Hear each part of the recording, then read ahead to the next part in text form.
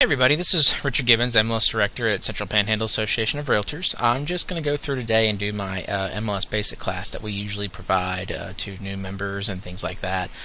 Generally the class is about 3 hours long, so bear with me as we go through all this. It's going to contain quite a bit of information, and I am going to move along fairly quickly.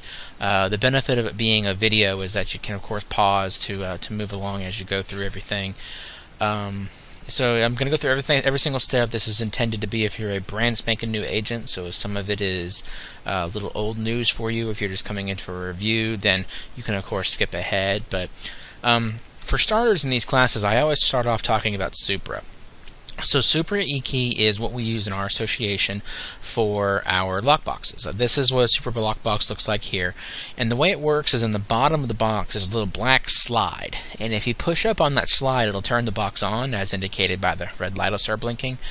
And then you use the app on your phone to be able to access it. So the app uses Bluetooth. There's no infrared or anything like that. You don't have to point it at the red thing anymore. It's you just, as long as you're within about an arm's length, then it'll work for you. And the way it works is you tap on Obtain Key, and you'll type in a 4-digit PIN number, and then you'll hit Open, and you'll push up on the bottom of the box. The red light will start blinking. It'll beep a couple times, and then beep a little bit faster. I always joke that it's kind of like the Jaws theme.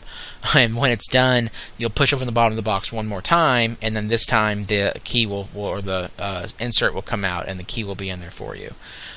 So the thing to remember with Supra boxes is these are the only thing that are covered by E&O insurance.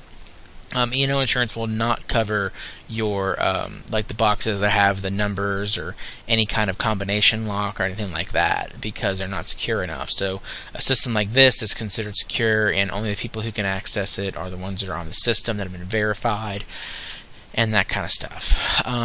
The app will work on any iPhone 5 or newer.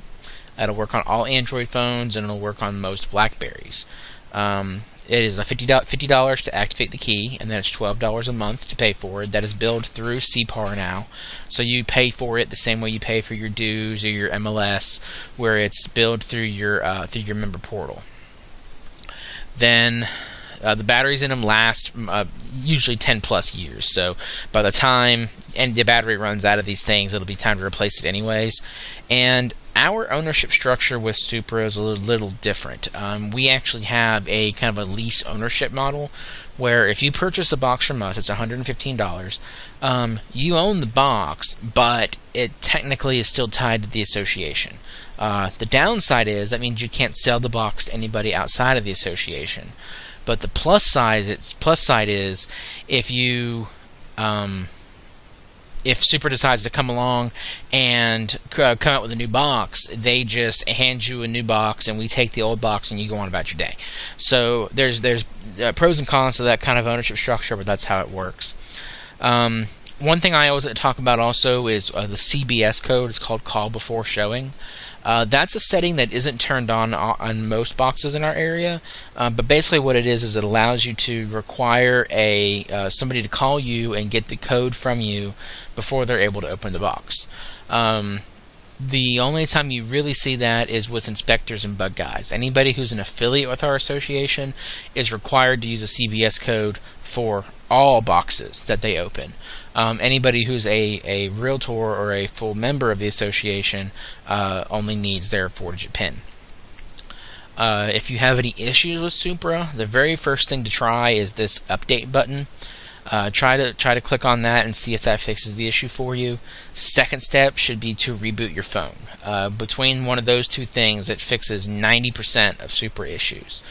So those are the first two things to try out on a weekend. Or if we're not available. Otherwise, just give us a call and give us the error code, and we'll be happy to help you figure out what's going on there. Finally, there's also SupraEKey.com. That's the website you can actually go onto, and you can see who's opened your boxes. The app will only it'll tell you that your box was opened, but it won't tell you who it was or when it was. But if you sign up for an account on SupraEKey.com, you'll be able to go in and see that information. You can also see that information via Flex if you attach the box to a specific listing. We won't really cover much of that in here, but of course if you have any questions about that, you can give us a call at the association.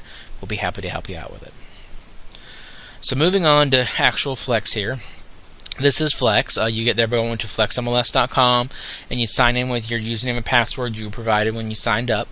The username is usually BC dot, and then if you are a realtor, it's B followed by a set of 4 numbers. If you're an admin, it'll be A followed by a set of 4 numbers, and then your password. The default password is always BCNOW, all lowercase, BC now, but when you first sign in with that, it'll force you to pick a new one, so it'll just be whatever you have it set to. So going through the CPAR dashboard here, you have a couple different things. I want to start with talking about the menu. So the menu across the top right here, you'll probably notice that my options are completely different than anything you're looking at. And that's because you can customize this to what you use on a daily basis. So if you click on menu, when you come down here, say I wanted to add listing onto here. You have the little star, you click the star, and you'll see now add listing is over here on the right side. So if you want to change the location of that, like I want add listing to be over here by quick search, over here you have an option for reorder. You can click on that and it'll come up and you'll see add listings at the bottom. You just put it where you had the little 4 arrows over it, click and hold, move it where you want it. We're going to put it right there next to quick search, and then hit save, and you'll see it'll move the position over here. Now similarly, if you don't need it if there's something that you don't need, you can just click the star to get rid of it and it'll disappear. So that way you can go through and just find whatever you use on a most common basis in Flex and put that up top, so that way you're not constantly having to dig through and find it in the menu. Now if you're having an issue finding something in the menu, you can always search for it here. I'm sure we've all done it where you're looking for something so hard that you're looking right past it. So let's just say I'm looking for my messages here, and I just keep scrolling past it. I'm going too fast, I can't see it. Well, you just type in up here messages and it'll come up for you with all the options available. Or maybe change listing. Comes up with change listing for you. So you can always use that search menu. If you're having trouble finding something, you can just type the name in there and that'll come up for you also. So back here on the dashboard, each one of these boxes, you see how there's a white box, that's the gray is kind of the background here. These boxes can be moved around. So if you want your saved searches to be over here below the message board, you can just click and drag and drop and move it over there. I'm going to go ahead and move it back in my case, but you can move these around and do different things with them. There's also settings in them. One common question we get, for example, is here under My Listings. Once you sell some listings, there'll be a My Sold Listings option. And people will say, hey, I sold a house 6 months ago, why isn't it showing up? Well, that's because the default setting for My Listings, I believe, is 90 days. But you can change that you have these 3 vertical dots here. The 3 vertical dots in any Chrome, Android, just most products these days is a kind of a settings menu.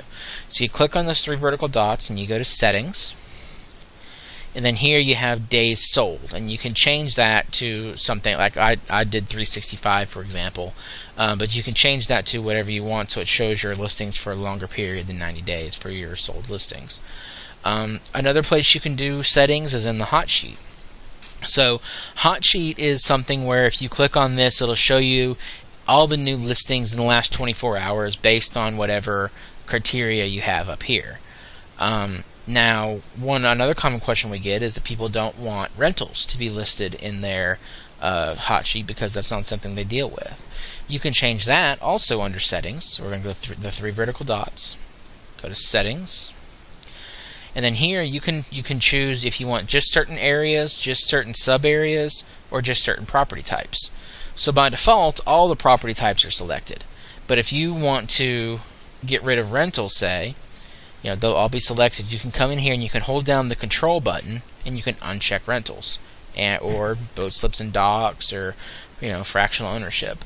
And that function of holding down control is something you can use quite a bit in Flex. It's actually a function of Windows, or it also works on a Mac. It's going to be, you can hold down the command key on a Mac. It's built into the operating system and you can use it anywhere. It's just used heavily in Flex because it helps you select things. So if you hold down control, you can select or unselect stuff in a list. Now if you want to choose a range of stuff, like if I want to come up here and I wanted to choose all of Bay County, if you click the top one and you hold down Shift, it'll select the entire range for you instead of one at a time. So I clicked on Central, I held down Shift, I clicked on East, and it highlighted all 4. So you could come in here and using the Control and the Shift, you can set your customization for your hot sheet and Flex. So I'm going to hit Save, and now you'll see it changes up here. So in the last 24 hours, there's been 48 new listings in Bay County Central under the property types that I provided. So, and then when you click on those, it'll bring you into each one. So if you want to look at new listings, you want to look at expireds, pendings, so on and so forth, you can check those on a daily basis. Also, as you add contacts, they'll all be listed in here for you. So you can come in here and you can search for a specific contact if you'd like. All of my contacts are characters from the Lego Movie, by the way. It's just kind of my little thing since they're all fake anyways. But you can go through and search your contacts here and get them pulled up directly. You also have your saved searches. Saved searches is something you're going to hear me say 5 or 6 times in this presentation, and I do eventually show you how to set those up. But this is one of the most powerful things there is in Flex, because you can set a specific search of a specific area, and you can, there's reports that you can customize. You can pull up the search quickly to get you straight to it instead of having to do it again. You know, if I click right here, it's going to bring me to the quick search with these criteria already filled out, so I don't have to go in and do all that all over again every single time. So what I usually recommend when you're doing saved searches is put your customer's name in there. So set up a search for exactly what the customer wants. Put their name at the beginning of it, and then all I got to do is search for their name and click on Save Searches, and boom, there's everything that matches their criteria for you. So we'll go over how to do those a little later, but just keep in mind how often you're going to hear me mention Save Searches as we go through all this. We also have the message board. This is where we post information that's pertinent to your job on a daily basis. Very important to check here for changes that are coming up on the MLS or in law. You know, like we have the FREC laws or team advertising are changing, and everybody has to comply by July 1st of next year. So we try to put that information in there for you to keep you up to date. We also generally put events and things in here as well. But in general, everything that comes in here is important. So definitely keep an eye on it. Don't just skip over it every day, because if it's in here, it's important and has something to do with your job on a daily basis. We also have the MLS link section. So the MLS link section just has an absolute ton of information in it for you. First off, right up top, we have our number for MLS support and for Super support. Now, we do carry an after-hours phone, and we are available up to 9 o'clock Monday through Friday. Generally for, you know, if you have an emergency in the MLS or you have some sort of super issue, you're standing at a door and it's not working, things like that, and we can certainly help you out. And when it comes to Supra, I do tell people to let us always be your first line. If we're available, call us first. Because Supra's automated system is a little difficult to work with. It's a little frustrating. So I only point people there as a backup. Definitely call us first if we're available. We definitely want to be there for our members and help you out. Even if it's after hours, if you hit option 3, you're always going to end up with us. And we'll be happy to help you out. Below that, we have all the office, the staff, and positions in our emails, so if you need to contact any of us directly, of course, feel free to. Below that, we have information on logging into other associations that we have a reciprocal agreement with. In the case of Emerald Coast, always make sure you're using a different browser, and your username will be ecn.br. whatever your B number is, and your default password will be bcar. That's another one that the first time you log in, it'll make you change it. So if you don't know what that is, you have to either use the forgot password link on the website, or you'll have to actually call eCar and have them reset the password for you, because unfortunately we don't have access to.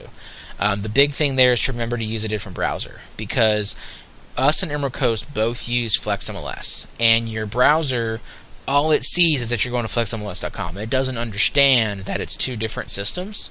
So it gets confused and weird stuff starts to happen. So for the best experience, if you normally use, say, Internet Explorer for us, then use Chrome or Firefox for Emerald Coast Association of Realtors. So that way it's two different browsers and you don't have any cross issues. Pensacola and Franklin Gulf Counties both use different systems, so you don't have that issue there. But we do use a shared login. Everybody uses the same username and password So please do not click forgot password on those websites, because then it'll reset it for everybody. And anybody who happens to have this saved will have to go in, get the password again, and update it. So please, please, please, please, please do not click on forgot password. If you're interested in the Gulf Coast commercial MLS, there's also information here that takes you to information about that and their applications, where you can fill out and sign up for that. Below that, you have our governing documents. You have our code of ethics, bylaws, policy, MLS rules, things like that. Below that, you have your monthly market reports. I'm going to click on this and actually show you one of these. These are reports that come out each month from Florida Realtors that are compiled information for all of the counties within our association, which is Bay, Jackson, Gulf, Calhoun, and Holmes. So this is the aggregate information of all that for us. You can look at it month by month and kind of get an idea of where the market's going. There's actually 3 reports in one. So you see single family homes is here. If you scroll down below this, you'll have townhomes and condos, and then below that you'll have manufactured homes. And it has all this various information on sales, and shows you the last couple years of the trend and things like that. So great place to get just some market information and see what's going on in the market on a monthly basis. They generally come out around the 20th or the 21st of each month, and we do get them posted just as soon as we get them from FAR. Below that, we have some links to some various forms, applications, important websites, things like that to go through. Just a couple to point out. We have like our administrative assistant application here.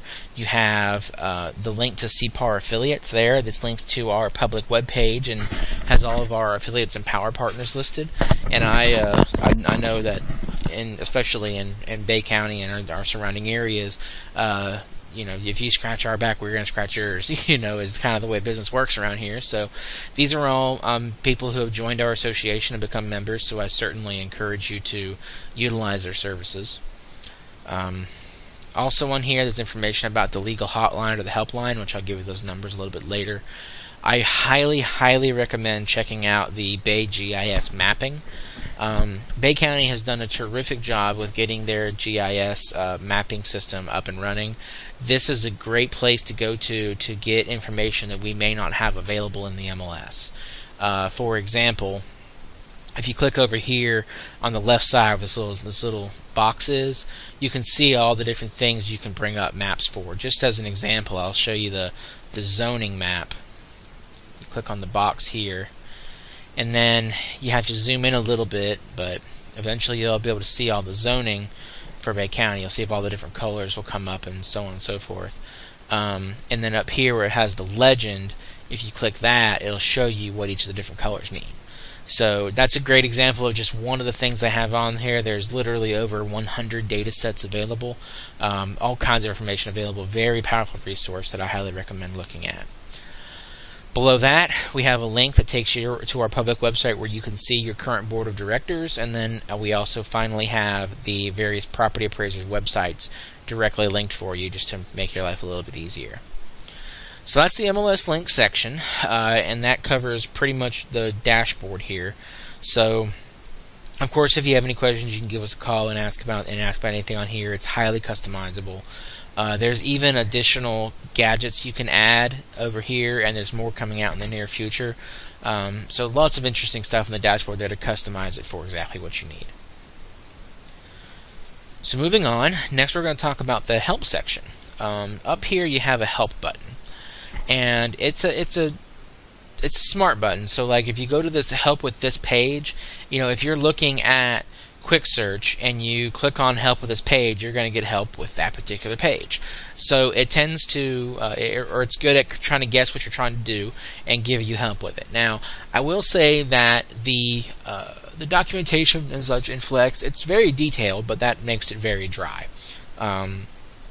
So if you enjoy reading things like that, if you enjoy reading textbooks, then more power to you. But for the rest of us, I actually prefer the video tutorials. The video tutorials are great. The left side is mostly stuff I'm covering in this video today, but on the right side there's some other things that I don't really go over in this class generally, like CMAs, for instance.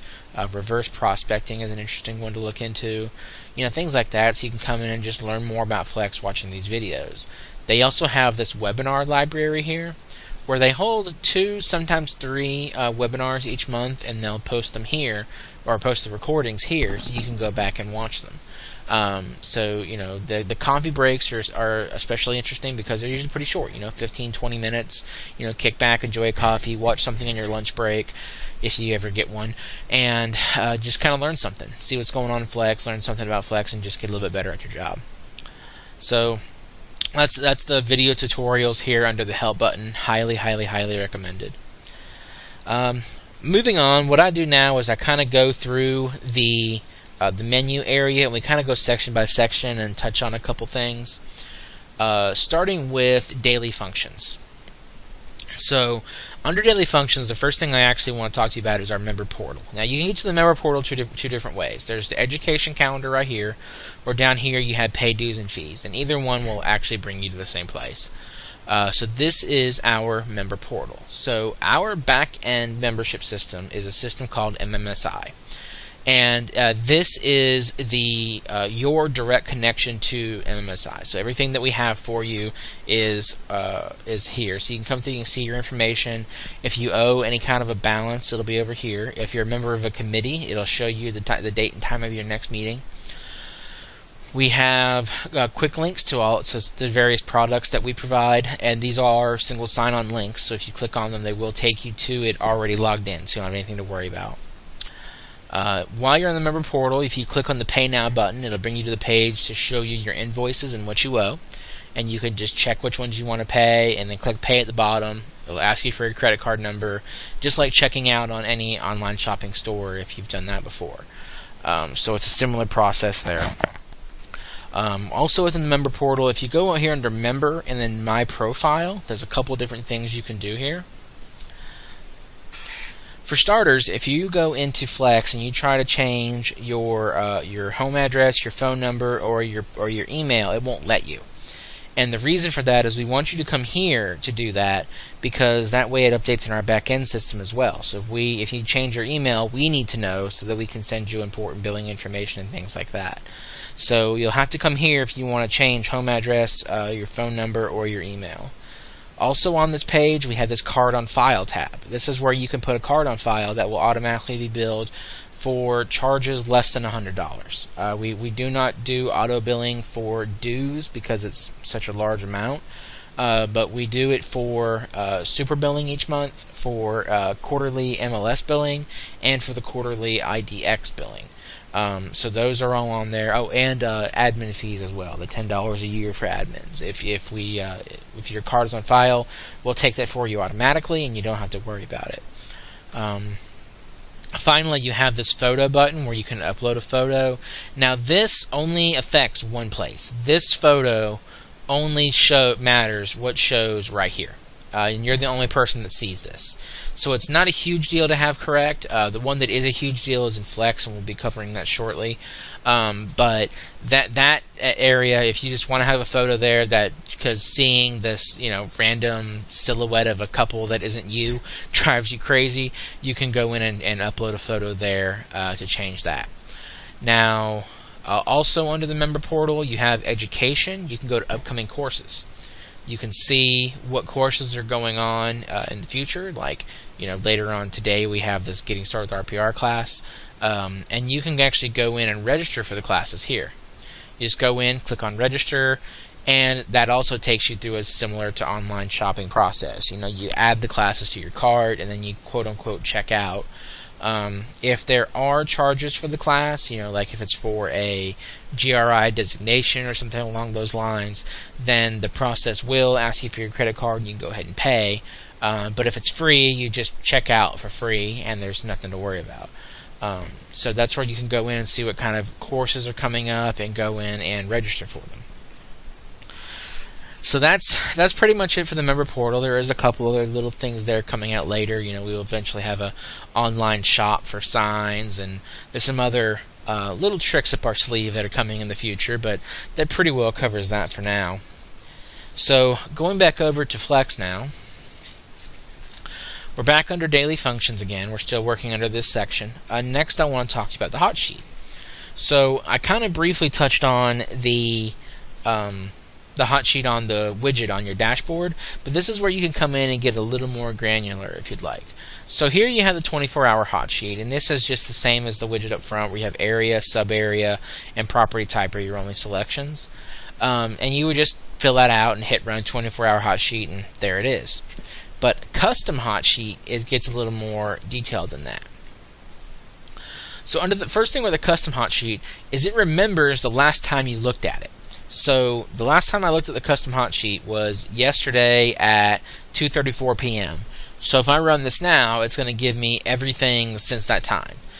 So that's nice. So if you haven't checked it for 2 or 3 days and you just want to see what you've missed, you can come and do the custom hot sheet. It will remember that time, and then you can run it and see that. Over here on the left side is where you can choose which listing types you want to see. Do you want to see new listing, price changes, sold, so on and so forth, or just select all of them? And then there's 2 different ways you can run the search. You can do a quick search, which gives you the choice of the property types, your price range, and your area and sub-area. Or here is an option for save search. So if I wanted to see if there was anything that popped up since yesterday at 2:34 that matched this search, I could click there and then click Run Save Search Hot Sheet. Otherwise, I'm going to just do the quick search over here and click Run Quick Search Hot Sheet. So I'm going to run that one to show you what that looks like.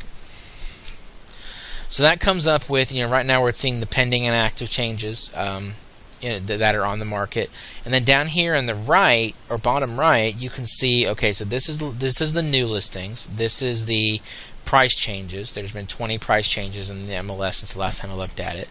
You can look at the pended ones. You can look at expireds, so on and so forth. So you can go through the different status types that you want to see down there. So that's it for the hot sheet.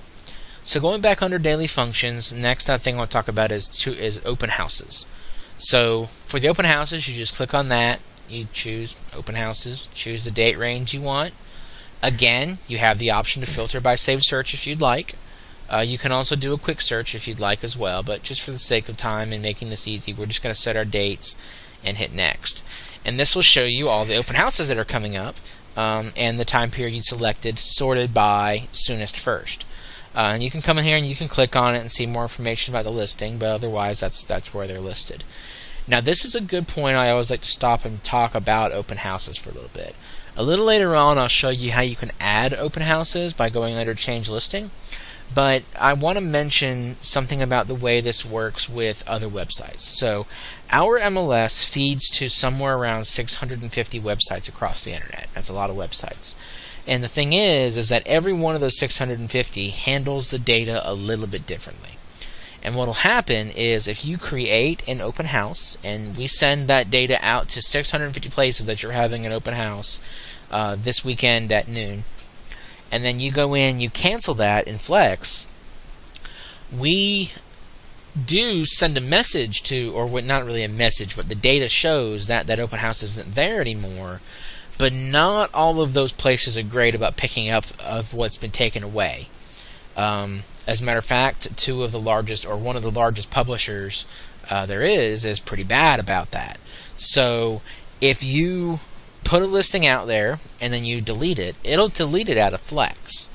But consumers may still see it on these large publisher websites and may still show up. So that actually happened to me, where when we were looking for houses and we hadn't really hired a realtor yet, we were going to open houses, and we showed up and this major publisher said it was going to happen, and the owner's in his bathrobe. He wasn't planning on having any visitors that day. So definitely keep in mind with open houses, once you put it on the MLS and it goes out, it's the shaving cream is out of the can. You can't put it back in. So if you're going to hold an open house, make sure you're actually holding the open house. Just kind of an important note to talk about there. So also under daily functions, we have the MLS Intranet. Now, the MLS Intranet is a place that we can post documents and forms and various things for sharing across the association. So, like, for example, the older market reports are in here, so if you missed any of the older ones, you can come into this area and find them. We also have this how-tos section. And what happens here is if somebody has a request for me to make something, and I feel like it's something that could benefit the entire association, I'll come in here and add this. For example, the link to this video is going to eventually be in here. Like there's a link to a training video for Realist that's in here. Some of the more popular things that I've created in recently are these map of the sub areas and stuff like that. So if you're ever confused about what the areas and sub areas are, we have these 3 different maps. So this is the area map, and it has the area legend, and it marks out which ones are which for you. So you can see, okay, this is Bay County Central, this is Bay County East, this is Bay County North. You can come here and look at the different areas and see what they're called and tell what they are. And then we also have the sub area map, which is a little more difficult to do a legend of, but you can still, if you zoom in, you can actually see the different names and such. And this is one that you could get printed on a large enough sheet of paper. Probably won't show up very well on a standard 8.5 by 11, but if you had somebody print it out for you on a little bit larger, it would probably show up okay. So this shows you where all the different sub areas are. So this has the breakout of how we broke down Central recently, and it shows the different areas out here on the beach and so on and so forth. So this is a good reference to look at if you need to know where certain sub areas are. Finally, this is the sub area descriptions, and this actually explains exactly what the borders are. So, example, this Bay Northwest Bay is it's west of 77 to the western edge of Bay County, north of the Intercoastal Waterway in West Bay. Some of the explanations get a little complicated, but most of them are fairly straightforward. Like the beach areas are north of Front Beach Road, but south of Back Beach, east of 79, for example. So you can come in here and that'll tell you exactly which ones are which. So that's just 3 resources that were created and put in the how-tos that have been fairly popular. There's other stuff in here as well to just kind of go through and take a look at and see what's going on and just what's useful to you in there. Finally, this is another resource for your governments and documents and your applications and forms, but most of these are the same ones that are linked on that MLS link section on the dashboard, so you can always just go there directly. Otherwise, that's about it for the MLS Intranet section. Also under daily functions, a really nice one is the input forms. So input forms, you choose your property type and you have this little checkbox here. Just remember it, because I'm going to check it for now. I'm going to talk about what it's for in a second here. It's just easier to show you. But you just come in here and you click print, and we'll allow that to load. Alright, so now that this input form is loaded up, this is a great resource especially for new agents if you're not really sure of all the different options in Flex quite yet. You can actually print this out, stick it on a clipboard and bring it with you to the listing appointment. So you can go through and make sure you have all the boxes checked that you need. So first off, anything that is bold, italicized, and underlined is going to be a required field. So you got to have something for that. So you can go through and fill all those things out as you go through here. And then also when you get down to the details section, this is all the different checkboxes that are available in Flex. So, for example, we have things under construction siding. So you want to look at, what kind of roof does it have? What kind of siding does it have? What kind of trim does it have? And then you also have, your interior features. Does it have, what kind of flooring does it have? What kind of window treatments does it have? So on and so forth. So this is a really good resource because you want to check as many of these boxes as you can. When we get to looking at the quick search, you'll see a more specific example of this. But if there's something that, we're going to assume this house has, the vinyl plank flooring, and if somebody goes into Flex and their customer specifically wants vinyl plank flooring, and they check that box and you did not have it on your listing, you're not going to show up on their searches. So you want to be as absolutely detailed with this as you can be while still being accurate, of course. So that's where this is a great resource to bring with you to make sure you can check as many boxes as you can. Now, remember the little checkbox I told you to just remember that it was there. We're going to talk about it later. What that is starting here on page 7 or so, it prints the possible values available in lists. So this is a great resource to maybe just print once. As it's 10 pages of just every single available option in every single drop-down in Flex. So it has every street suffix, every city, every zip code, Where it gets useful is it gives you every subdivision. So there are just pages and pages and pages of every subdivision available in Flex.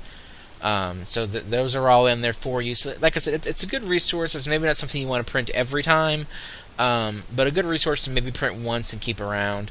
You also have your schools and so on and so forth. So the input forms are just a great place. It's a great way to get started until you kind of get the hang of things, so you know exactly what to look for when you're looking at a house to input it into the MLS. Next up, we have the member lookup. So the member lookup, and over here under search, you have office member. These actually go to the same place. So whichever one you get used to is fine. And this is where you can go in and you can look up a specific person. Like whenever I'm doing my classes, I always use whoever my MLS chair is, which right now is Connie Overstreet. So we'll search for Overstreet, and then it'll come up which shows her office, Overstreet Realty, or you can click right here and there she is, and you get her picture and all of her contact information. Now, another great thing about this page is, say your buyer comes to you and they're like, man, I was over in Cali the other day. This was one house I absolutely loved, but I don't remember where it was. I don't remember anything else about it, but it had a Overstreet Realty sign in the yard. So you can come here to Connie's name and click on it, and you just click on View Listings. So you can set your dates if you want to see just the active, pending, or contingent, or so on and so forth. And you hit View Listings, it'll come up and it'll show every listing that person has. So that might be a good way to help narrow it down, if to search and look through what they have going on to see if you can possibly find this property that your buyer just loves but has no information about. You can also do searches for people directly from this bar up top where it has, enter address, city, zip, MLS number, or contact. If you type a member's name up here, they'll come up in the list as well. So you see, you have Overstreet Realty down here under offices. You have the different members. There's Connie. You have, if you want to do, subdivision. It's funny, Overstreet is actually a road, a subdivision, a member, and an office. This is a good example to show you all the different available options up there in the search. So you can also just search there and it'll take you to the same exact place. Take you to the same page, same information, and everything works there. So that's really it under the daily functions section. I mean, there's other stuff there as well. I do, and this goes for anywhere in Flex, I highly recommend play around. Go in, poke around, see what else is in there. Everything covered in this class is going to cover maybe 30% of what's available to you in Flex, and even this is going to be a lot. You'll find this is a very robust system, which is an absolute ton of information in it available to you. So don't be afraid to go in and poke around. This isn't something that you're going to break. Most places it won't let you break it, and even if you do break it, we can always fix it. So don't worry about that. Feel free to go in and poke around and play with it some and learn that way. So next up I want to talk about Realist. This is a program that we have built into our MLS. We actually pulled some numbers recently, and 60% of our members use this. So this is a very high adoption rate as far as products go. And you can go in and search for property and get all the different tax records on them. So the first way that Realist is available is by just clicking on it here, and you can come in and you can search for a specific property. Now, one of the things that Realist is extra useful for is in our MLS, the square footage, acreage, and lot dimensions are required fields. But you don't always have the information if you haven't had a survey done. So you can always come to Realist to get that. So we're going to come in here, and I have an MLS listing number we're going to use, but you can always search by address or pack tax ID number if this is a new listing that isn't in the MLS yet. But for now, I'm just going to search for this particular listing for us here. And the reason I bring this one up is it has a very, very, very oddly shaped lot. So, this is one of those where you don't want to sit there and do the math to try to figure out what the square footage of this lot is. Just to show you an example, it kind of has this weird curve, awkward sides, so here you can see the size of all your different sides. You can put that into your lot dimensions, but more importantly up here it estimates the lot square foot for you, and you'll see it a little bit later, but the way our MLS works is if you know the lot square foot and you put that in, it'll automatically calculate the acreage for you. So this is where you can come, get that square foot information, plug it into the MLS, let the MLS do the math. So Realist is a great resource for that, but you also have a ton of other information. You have all your tax information, you have your land characteristics, different features, estimated value, you have market sale and sales history, you have mortgage history, just a ton of stuff in here. You also have, neighborhood profile, talks about your schools and stuff. You can look at the flood map and see if it's in a flood zone. Realist is one of those products that you could easily have entire classes on this. As a matter of fact, under the MLS Intranet, I showed you there was a link to a Realist training video. That video is an hour and a half long, focused on only this product and all the different things you can do with it. So, very powerful program. Highly recommend everybody going in and watching that tutorial. But that's something that's built in directly to our MLS. And then also with Realist, if you are on a listing, you'll see that right here there's Realist tax info or neighborhood profile. It takes you directly to the information for that particular listing for those two choices, or also the property map, same thing. So anything that has this little CoreLogic logo will bring you to Realist for that information. So that's everything under taxes over here. Like I said, it's just that one thing where we have Realist tax info. Tons of great information in there. So next up, I want to go under statistics. So under statistics, you have a couple of different things here. So first off, my production. When you get to the point you're selling homes and you're rolling along, you can come in here and look and see what your sales are for this year versus last year, and just a quick glance of what's going on there. Also under statistics, you have the market summary. This is updated by Flex once a month, and it's one of my favorite things to go in and look at because it kind of gives you an idea of what's going on in the market. So you can look at our number of listings here. It's been declining slightly for the last couple of years. It was, so let's hover over the button here. It'll show us that it was 2567 in August of 2017. And we're at 2285 this year. So there's been a little bit of a drop there. But more importantly, you can look at things like the absorption rate. So absorption rate is if you didn't sell, or if you didn't list any new homes, how long would it take you to sell through your current inventory? A healthy inventory is usually about 6 months. That's usually a good balance of a buyer's versus seller's market. But you can see here, we're getting down below 4.4 months. And you can also see that list prices have been going up. So what that tells you is that we're adding quite a few listings, but we're still selling more than we're adding. So you can kind of see that's where the absorption rate is dropping and the inventory starts getting tighter. And your days on market is also dropping to fairly low levels. So it's just a good place to come in and get a snapshot of the market and see how things are going. Down below the graphs, you have all the different numbers, and you kind of get into the nitty-gritty down here. So this is for the statistics geeks out there.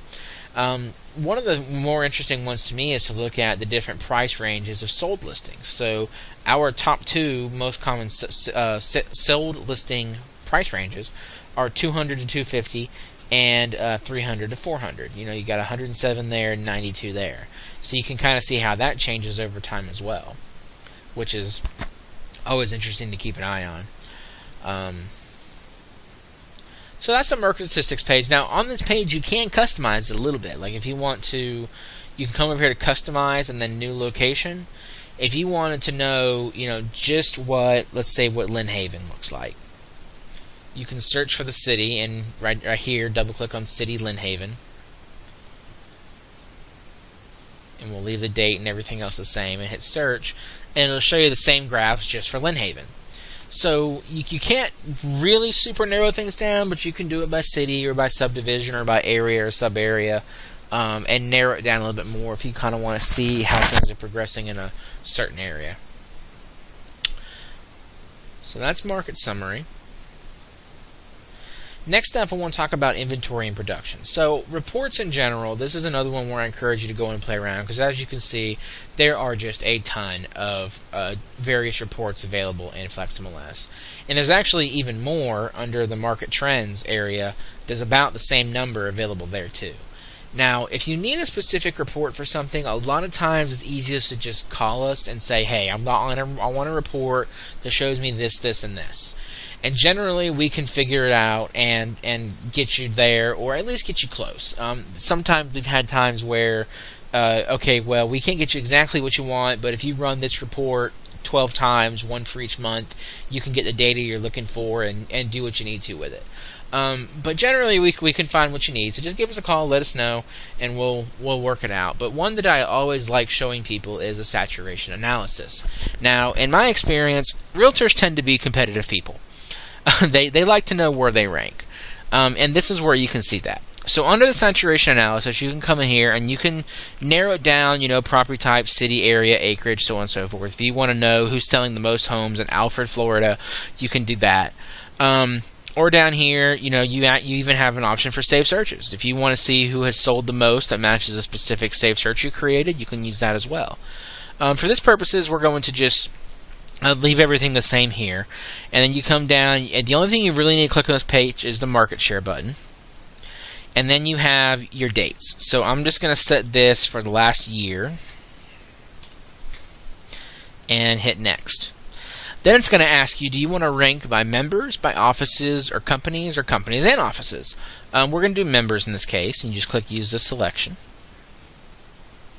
Then finally, there's a couple options on this page. Do you want to do by number of sides or by dollar volume? We're going to go by volume in this case. And then finally, you have, do you want to do just listing members, just selling members, listing and selling, and listing or selling? Now, listing and selling, that will only show you listings that the agent captured both sides. So generally, you're going to want listing or selling so you can kind of get a look at the total volume that everybody's done. Finally, down here, you have the enter maximum number of members. We have about 1,500 members, so if you put that, you'll get everybody. Or you can just put, if you want top 100 or so on and so forth. And then you hit next, and it'll come up with the list of everybody's production. So here you can go through and you can see where you rank and take a look at how you're doing across your competition in the association. So the saturation analysis is just a great place to go in and look at and see, how do I compare to, in this case, the entire association, or if you want to narrow it down, and how do I compare it to just agents on Panama City Beach, or how do I compare it to just agents in Holmes County, or whatever along those lines. So saturation analysis is really useful for that. Also under statistics is rosters. So even the brand new agents, you've probably already started receiving emails from people of, hey, I have an open house this weekend, or hey, we're doing a broker open house, or just listed back on market, or price drop, various marketing emails, and you're probably wondering where they got your email from. This is how they get it. If you go under statistics and then rosters is where we are here. So statistics, rosters is what I've gone to. You go to office/member roster. The only thing you really need to do on this page is make sure you click this button for include all offices.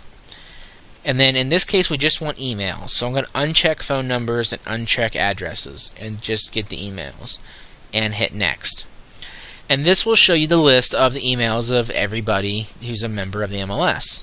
Now you can click export right here and it'll give you a CSV file, which is a spreadsheet export that's commonly used across really all of technology. And you can then upload that somewhere like Constant Contact or MailChimp or SendBlaster or any other mass email service. Now, I want to have a couple words about usage of this roster. First off, as realtors, you essentially are independent businesses, and you must conform to what's called the CAN-SPAM Act that was passed by the FCC in the mid-2000s, I believe. And this governs what business emails have to have and what advertising emails have to have in order to meet federal regulations. It's things like, it must be, the customer has to have opted in, there must be an unsubscribe option, and various other laws.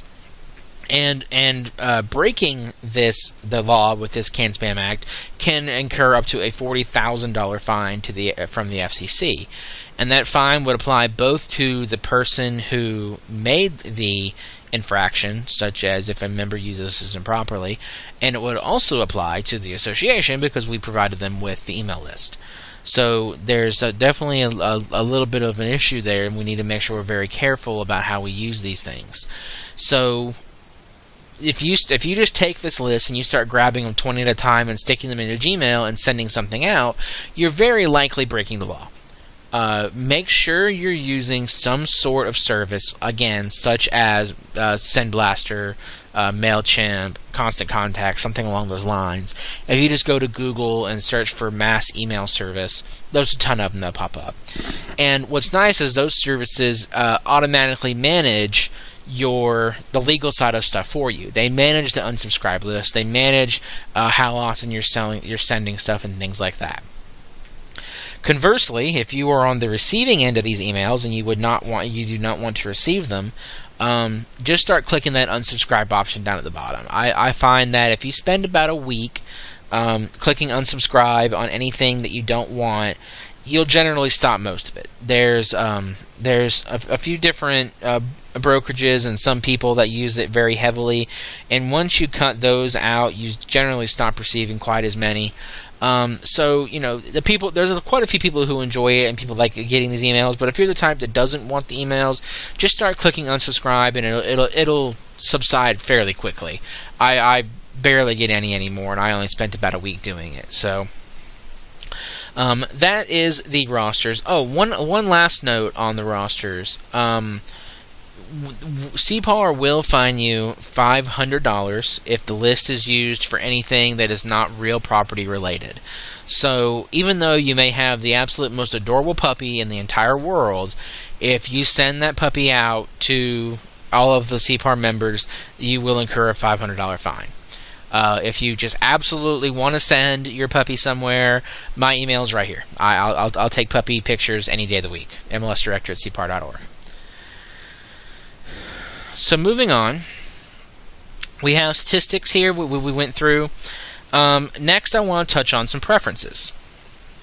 So preferences, there's a couple of different things under here we want to talk about. First off, and probably the most important, is under My Profile. This is where you can go in and add your photo. So you're going to go to Personal Photo and Logo Maintenance. So this is where you can come in and add your nice smiling picture on there.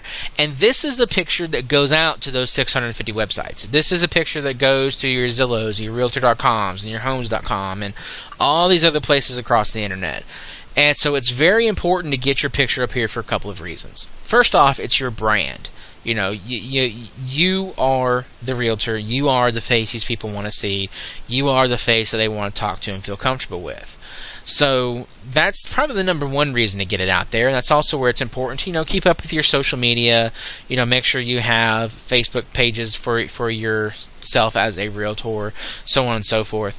But most importantly, make sure this picture is here, because this is how you sell yourself to your customers around the world, really. Now, the other reason it's important is Craigslist scams and other various scams involving real estate are extremely common everywhere.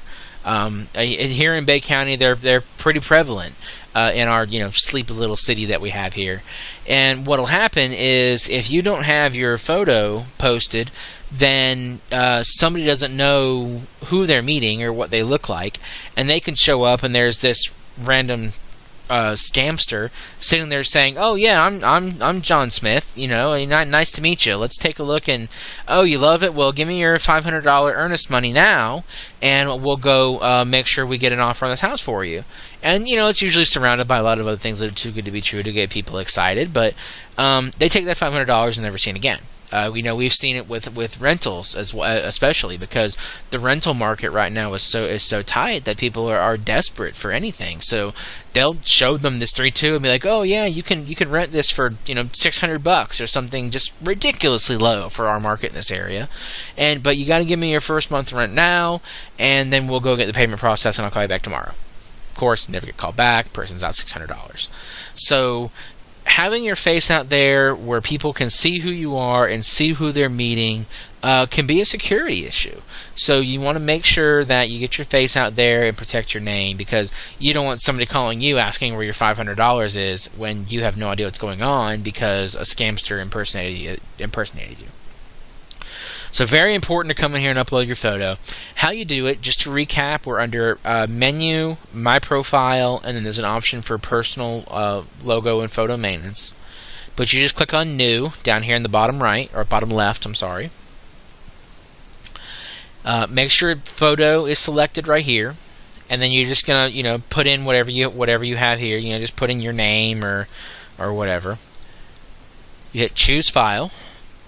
You'll navigate on your computer to wherever the picture is, and hit open, and then hit add. And that'll add the picture, and then you'll be able to see what it looks like on the previous page. Now, 95% of the time, it works fine. It just goes straight in, everybody's happy. If you come across one of those strange situations where on your computer that picture is straight up and down, but when you put it in Flex, all of a sudden it's turned sideways, don't beat your head against the wall and try to mess with it. Just give us a call. And because it does some really weird things. I've had ones that were, it was rotated to 9 o'clock, so they figured, okay, well, I'll rotate it to 6, so when I upload it, it'll be at 12 like it should be. And it still went weird and did something else strange. So don't beat your head against the wall. Just give us a call, send us the photo, we'll figure it out and get it taken care of for you. There's no reason for you wasting hours when we can usually take care of it in minutes. So, but like I said, that's pretty rare. I just like letting people know. But otherwise, your photo will be up there, and then it'll be ready to go out all across the internet. So the next thing under preferences, and again under my profile, is quick profile maintenance. So under quick profile maintenance, like I said, for you, the email address, phone number, and address are going to be grayed out, where you're not able to edit those at all. So you have to go back to the member portal if you want to change any of those things. But what you can change in here is your name and your marketing name.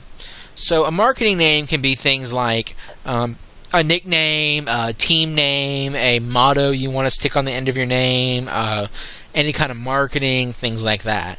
And then you can choose how it displays. So if say you go by a nickname, you go by Skip or something like that, you can put your marketing name in here. And then down here at the bottom, you have display options, and you'll just do marketing name only. In this case, if I have Richard Gibbens, MLS Guru as my marketing name. If I come down here and set it to both, it'll show up as Richard Gibbens, MLS Guru. So, this is where you can come in, if you want to set your name as, Team Smith or whatever, you can do that, and it allows it in Flex. You can also, add designations. Right here, if you click on Include Designations and you have any, up here, you click there, click Add, it'll show up. So if I did this, it would be Richard Gibbens, MLS Guru, which is the marketing name, ABR for the designation. So this is also where you can go in and add various designations as well. Also on this page, you have the My Bio. Now, this only shows up in one place and one place only. And what that is right here, you see it says Agent Portal, and it gives you this with your name in there. Flex automatically creates 2 different web pages for you whenever you are added to the system. One of them is this portal.flexmls.com you see on the screen right there, and the other one is my.flexmls.com. And then it's going to be / whatever you have in this box right here. So in my case, it's Richard Gibbens 1. In your case, it might be, if your name is John Smith, it might be John Smith 35, because I'm sure there's quite a few of them in the MLS. But what those do is the portal is where someone can go invite only, and they can see and they can log into your portal there and take a look at listings and stuff like that. The my.flexmls.com is actually where the public can go and search for it. So here's those 2 different ways it works, so you can kind of see what I'm talking about. Now, let me go ahead and get my.flexmls.com, Richard Gibbens 1. Get that to pull up for you. So you can see, put your picture on there, put your phone number on there. This is where it puts your bio from that quick profile section. And then it just has a kind of a quick welcome, and they can come over here and use this to search for homes. So this is something that you can use to just a quick little, hey, here's a search that's available to you. You can give out to the public, and that's what uses your bio. Or if you go to the portal, then that's, like I said, that's invite only, which I'll talk a lot more about the portal in a little bit. But that's the 2 sites that Flex creates for you. And again, it's going to be that website name / your name, and this your name is whatever is in this box. So that's where you can go through and get those. If that went by too fast, just rewind the video and pause right there, and you can get these written down. So moving on. Also under preferences, we have general preferences. Now, this is another one of those places where, again, I encourage you to go in and play around, see what works for you. One of the things that I highly recommend turning on in this section is there's an option for expiring listing notification. Now, by default, this is turned off. But come in here and turn it on. Set the number of days to whatever you want. I generally recommend 30 or 14, something like that. And what it'll do is Flex will email you if you have a listing that's coming up on an expiration date. This particular one, it would email you 30 days before the expiration date, and then once per day for each of the 7 days preceding the expiration date. So it's going to email you and tell you, hey, this listing is about to expire, and it's going to do it 7 more times up until the expiration date. So that gives you time to get out there, get an extension, and get it extended on Flex. Expired listings, just while we're talking about them. If a listing is expired less than 30 days, you cannot put it back on the market. Only your broker can. So the reason I recommend checking this is I don't believe anybody wants to really go to their broker and be like, oh, well, I let a listing expire. I need you to put it back on for me. So you want to stay on top of this, and this is a good way to set a reminder for yourself so it doesn't happen again. Everything else under the general's preferences section is just kind of personal preference. So just go in, play around with it a little bit, see what works for you. And just, change things around, and don't be afraid to mess anything up because it either won't let you or we can always reset it back for you. Now, that's really about it for preferences that I cover in this class, but I do want to briefly mention the My Views, My Reports, and My Quick Searches. Those are incredibly useful areas where you can go in and customize Flex to work a little bit better for you. For example, if under Quick Searches you find yourself having to add acreage quite often because it's not a default option, you can go under My Quick Searches and make it a default option. Those are things that I generally cover in my MLS Advanced classes. I'll hopefully eventually have videos on those as well. But for now, I just want to kind of mention them and encourage you to, again, go in and play around with them so you can see what's going on. Alright, so next up, we're going to start to get into the actual nitty-gritty of FlexMLS and get into the meat and potatoes where we actually are searching for listings or adding listings. So when it comes to searching, you have a couple different options. You can go directly to a map search. You have the address search or things like that, but I always recommend just going directly to the quick search. Quick search is where you have the most broad range and to be able to do what you need to do to narrow things down. So first thing I want to point out is that your property type is right here. So and what this does is it saves the last thing you looked at. So if you generally sell in residential, but you have one customer who asked you about some land, so you had gone in and changed this to land, and we're searching for land and going through all that, when you come back to quick search, residential land is still going to be selected. So if you don't notice that because you're used to just kind of glancing over it and not paying attention to it, you're going to come down here, you're going to realize bathrooms is missing. And if I go to list price or sub area and I narrow something down and there's nothing there and I know there's a listing in that area, usually when that happens, the issue is that something has happened up here. So always double check your property type that you're searching for, and this is where you change it up here with your residential, so on and so forth. So the way the quick search works is you have your different criteria you set over here on this side. And as you do that, the number will drop on this side. So let's do list price. We're going to look for 200,000 to 250,000. You see the number is going to drop. It's going to change. Next we're going to do city. Let's do city of Lynn Haven. And I'm going to press enter at the end of that. It's going to narrow it down even more for me. So you can come over here and narrow down exactly what you're looking for, and this number will keep dropping until it's to an area where it's about what you think you're willing to look at. You don't want to look through 300 listings individually, but if you can narrow it down to 20, 25, something like that, it's usually good. Now, beyond what's available right here, you can add anything that is a searchable field or really a field at all in Flex right here. So if your buyer specifically wants a house with a microwave, you can search for microwave. And if you click just this, you'll see it'll add just the option for microwave on here. Or you can click the little green plus mark and it'll add the entire appliances field for you. So once you've done that, so say your buyer wants a microwave, but they specifically do not want a dishwasher. So you can choose dishwasher, and then right here where it says or, you can change that to not. So they want a microwave, but not a dishwasher. And of course there's only one listing with that. If you change this to and then change this to and, then it's going to give you only listings that have both a microwave and a dishwasher. So you can use this and or not and kind of customize things a little bit for exactly what you're looking for. So that's always a great option to go through there. Some other nice ones that are available under this add a field that can be useful to you is you can search for member, and you got listing/selling member.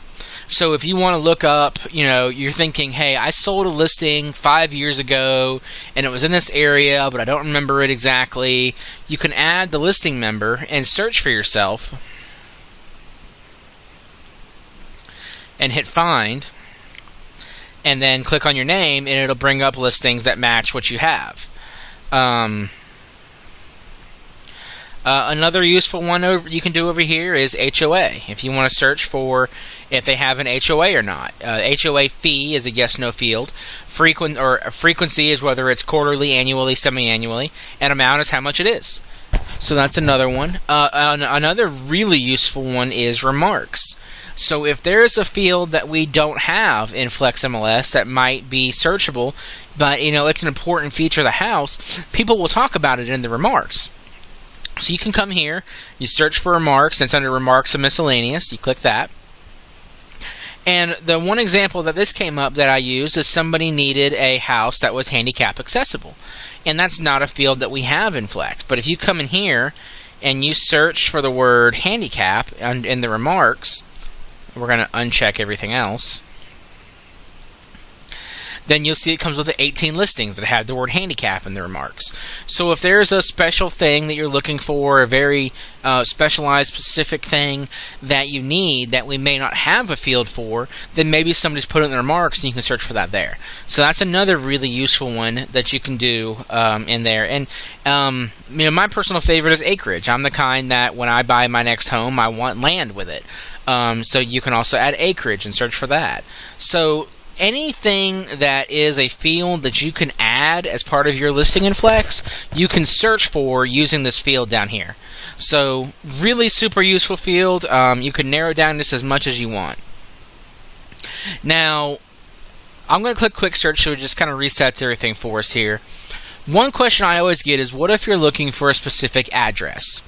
And I want to say that the address search can be really finicky and is really susceptible to human error. And the reason for that is if you're looking for a house on Connecticut Drive and somebody misspells Connecticut, then it's not going to come up. You have to remember that Flex is basically a really fancy front end of an Excel file. It can only find specifically what you give it. It's not smart enough to figure out anything beyond that. It is looking for specifically what it is given.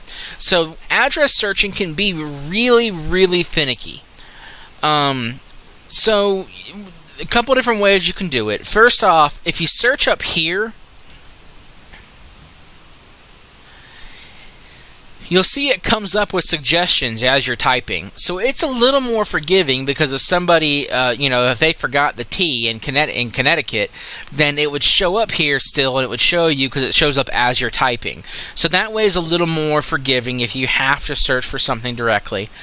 Or you can come down here and use street name.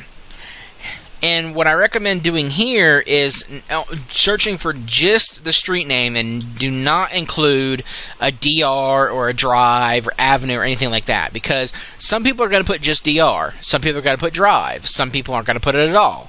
And then, you got your directions. Sometimes you're going to put an N, sometimes you can put north, some people are going to have it at all.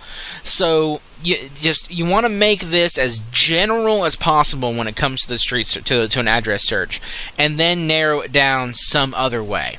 Speaking of this top bar up here, you can also do things like this. Like if you want to search for 3+ bedroom, 2+ bath, city of Lynn Haven, less than 200K. And you can just hit enter there, and it'll come up in the quick search with all those selections set for you. So under edit search, you see list price, city, bedrooms, total baths. Those are all set for you. So that's one to just kind of play around. Well, you do have to be very specific. If you search for just Lynn Haven and not city of Lynn Haven, then it might bring up, subdivision of Lynn Haven or something else. You want to be as specific as possible. Things like, BR, you can do bed. You can type bedroom. Those will both work. For bathroom, you can do BA or bath. So they have some things in there you can use, but that's one trick you can get to find things a little bit faster and get started on your quick search. Now, once you've narrowed it down, so we've got these 14 houses here, the way it works is you have these tabs.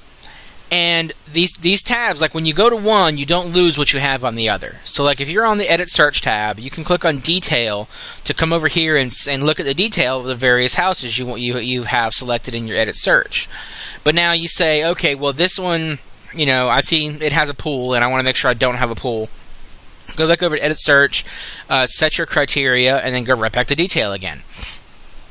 So Detail is where you go through and you can see the houses.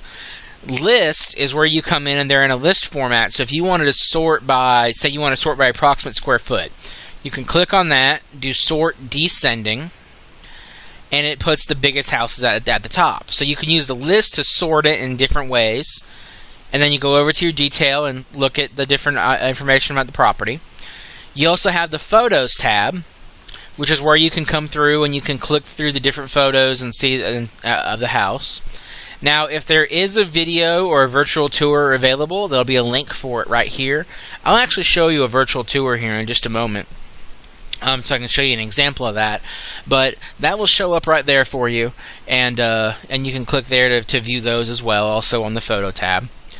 And then you finally have the Map tab, and that just shows you a map of where the various options you have. Now, while we're on this Map tab, let's talk about what is probably my favorite feature in Flex, which is the Map Search. So a Map Search is, we're looking at these, but your person wants their home to be north of 390. So you don't really have a sub area that fits that, because they may want the west side of 77, and so there's not really a great fit for that. So this is where the Map Search can come in. So down here at the bottom, you have a square, a circle, or a polygon. As most of you probably can tell, our area doesn't really lend itself very well to squares and circles. We have a very odd-shaped area geographically. So I almost always recommend just going straight to the polygon tool, because then you can tell it exactly what you want. And the way this works is, if you think about the shape you want to end up with, each corner is going to be a single click. So I want to include everything over here on this side as well. So I'm going to start here. It's a single click, single click, single click. And don't really worry about the shape too much yet, because all right now you're worried about is just your individual clicks. Now we're going to come up here. We're going to highlight all this. So this way we have everything in Lynn Haven north of 390, and we're also including some of North Shore over here. Now when you're done, you have your shape created. You just double click, and it'll create that shape for you. And now you'll see it's only showing me the 7 listings that were within that area. So now, let's say that you want to use this shape again in the future. You like what you have here, and you want to use it again. If you click right here where it says Polygon, then you can click on Edit, and you can name this. So you can call this Lynn Haven north of 390. 90. You can change the color if you'd like, change it to an orange or a pink or a green. I'm going to go with orange in this case. And when you're done, you hit Save to Map Overlay. Now, this next section is, it's kind of a grouping of things. So you can have it in its own little group, or you can add it to an existing group. In my case, if you want to do a new group, you would just type it right here and hit Save. But in my case, I have a lot of them already, so I'm going to go ahead and add it to another group that I have already. And I'm going to hit Save, and it adds that polygon in there. So now, I'm just going to start completely over in Quick Search, and I can pull this back up anytime I want, using this one right here that says MLS number, address, or map overlay. So if you click on this box, it's going to give you an option. Now, if you only have, what says 10 or 15 or so, they'll all be available there for you. But I have a ton of map overlays, so they're not all available. So I have to come over here, but I can search for it. So I did Lynn Haven, and there's north of 390. There's the one I just created right there. I can double click that, and that'll bring my polygon back up for me. And now I can go through and choose any of the other settings that I had. So I can still go back into Edit Search, add bedrooms, bathrooms, so on and so forth if I wanted to. So the map is just incredibly useful in FlexMLS because our sub areas can't cover everything. We line them up where it makes sense based on what major roads are and stuff. But say you want to look in the Cove. We don't really have a sub area that fits the Cove. You can search for, central southwest, but you're going to get the Cove and all of St. Andrews and all that as well. But that's another place you can just come in here in Polygon and single click, single click, single click, single click, double click when you're done, and there's your shape for the Cove. And then, so you can just define, using this search, whatever you want to call the Cove and save it, and then pull it up in the future. And the nice thing is, I still have my Lynn Haven search on here.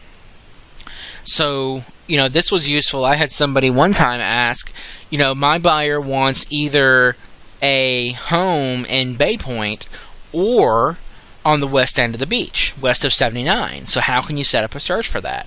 Well, we set up one polygon over Bay Point, and we set up the other polygon over Laguna Beach on the west end. So she was getting anything that was in either that one or that one that met all the other criteria.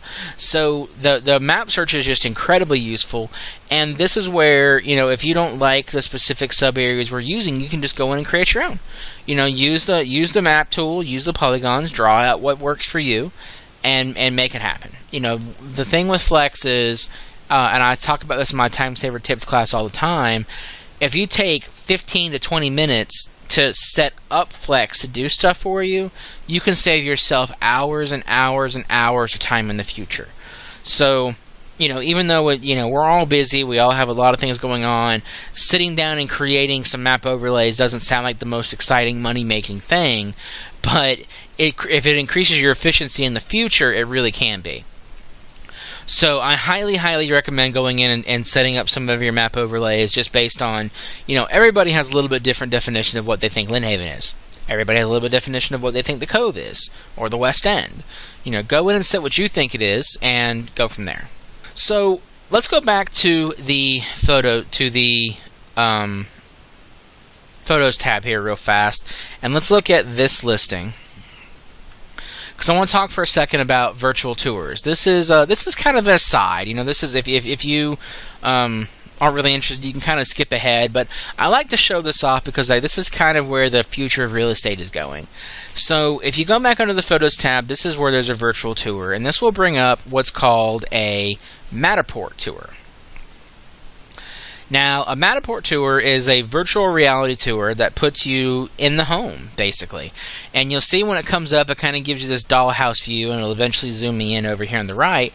And you can click and move around to look around the space. So right here, I'm just clicking and dragging, and I'm looking around. And then where you see these little blue dots, or these little white dots, you can click there, and it'll move you in. So now we're over here, we're looking in this little outdoor kitchen area, and then we can move inside and take a look at the real kitchen area.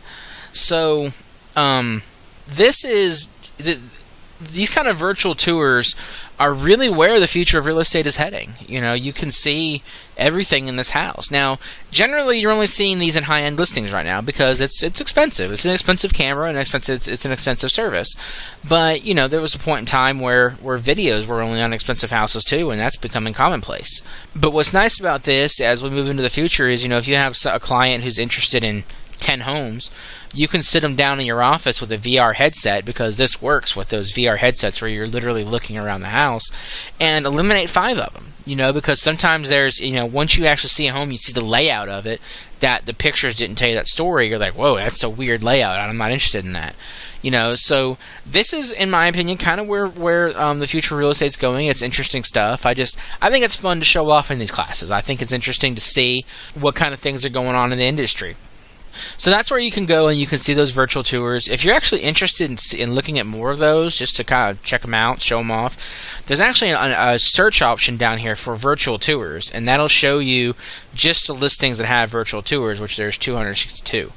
Now, not all virtual tours are like the Matterport. There's a lot of them that are, just a little slideshow or maybe a special kind of video or something like that. But you can always narrow those down and kind of dig through them and look at them. Anyways, like I said, kind of an aside, something I think is just kind of interesting to look at and see where it's going. Next up, I want to show you how to create a flyer. Flex will actually do this for you and save you a lot of time, give you a real professional-looking flyer. So we're just going to take a second and we're just going to dream that we have a $9 million cash buyer that you think might be interested in this home. And you want to create a pretty flyer of it that looks great and professional, and to show it off to them. So what you can do is when you're on a listing, you come up here to print. Now, I'm going to actually check a couple listings because I want to show you some things with that. But we're just going to click these 3 for now, and you can click on print. And this will bring you up to this screen, and if you just come down here and you just click on preview, don't touch anything else yet, just click on preview, you'll see it shows you just kind of this basic utilitarian bland thing that we look at. It's great because there's a lot of information in a really small space, but as far as consumers go, it could look better. Now, one thing I want to point out real quickly is up here in the top left, you have this gray box where you have current listing, selected, or all results. One thing that'll happen is, somebody they've narrowed their search down to 12 results, and they want to create a flyer for all 12 of them, but they bring this up, and it's only showing 1, and they don't know why. Majority of the time, it's up here. Because by default, this will either be the selected listings or whatever your current listing is. If you want all the results, you'll have to click on all results. Now, in this case, I'm going to do selected because I'm going to have it create 3 flyers for us for all 3 properties at the same time. And that was under detail. And then right here it said on BC Full. BC Full is this. It's this utilitarian, bland looking thing. But if you scroll down through here, you'll see other options. So as you're looking through these different options over here, you can pick the flyer you want. Now I'm going to go with this custom 7-photo flyer that I made.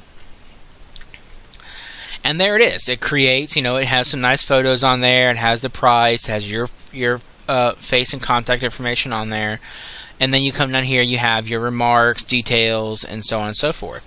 And you'll see this actually created it for all 3 of these listings for us all at the same time.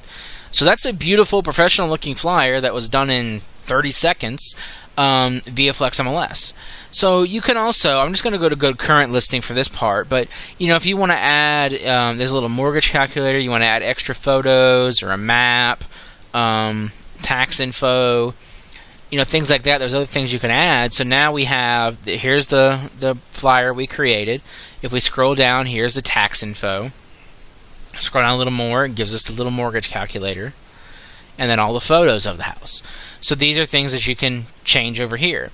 Now once you're done, you can either, you can save it, or you can email it, or you can print it, or whatever you want down here in the bottom left.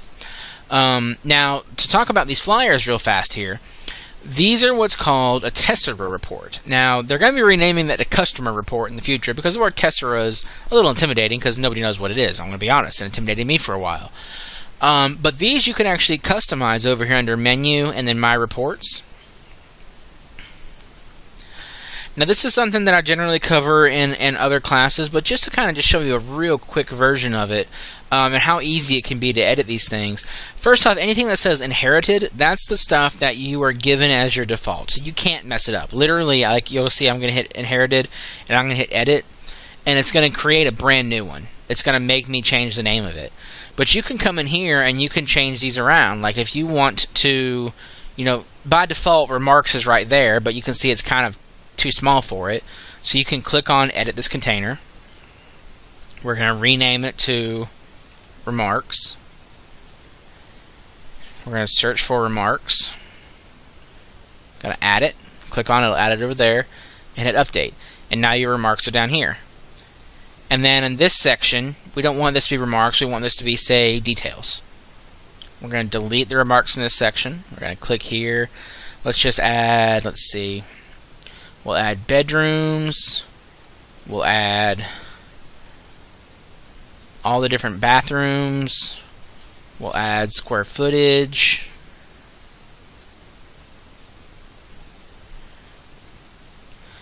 And let's just say, we want this to show up in 3 columns, so it spreads it out a little bit more for us. And we hit update. And there's the information that you can see there. Let me actually hit preview here so you can see. So, it's really easy to come in here and create whatever you want. You can even change the colors of it. I think the default is this kind of this blue looking thing. But you'll see, there's these fall colors. There's this one will actually change the entirely, where instead of having bars, you have colored boxes. Or you have this British racing green, and I imagine they'll add more themes over time. But this is a pretty new update to where it's this easy to change. But this is where you can come in and customize these yourself. Make this template look however you want, and then whenever you choose the template, it'll match it to whatever listing you're looking at. Like even if I want to take this template and just pick a different, I'm going to hit random listing. You'll see it'll reload whatever the listing is. So the way the 7-photo flyer works and all that is it's a template that you're creating that the different listings are going to go into. Now, you can edit that particular listing individually if you want, but that's where you would go to set up the template itself. So let's get back over to our $9 million cash buyer here. I'm going to do descending, get this fancy house. So I showed you how to create the flyer, and you can email that there. But the other option is just to email the listing. So when you click on email, you're going to get two different options. The printer-friendly version is exactly what we were just looking at. You're going to create a flyer, and you're going to email it to them, and they're going to see exactly what you created. The interactive version sends them a link that brings them to a web page that shows off that particular listing. So I'm going to send this to one of my contacts I have saved here, so you can kind of see what it looks like. You can customize your subject or your body if you want to, but otherwise we're just going to come down here and hit email. So now let me show you what the customer sees in this case. Alright, so this is the email the customer gets. They get the subject I had was just listings, and all I said was check out these listings, and they get to click to view these listings.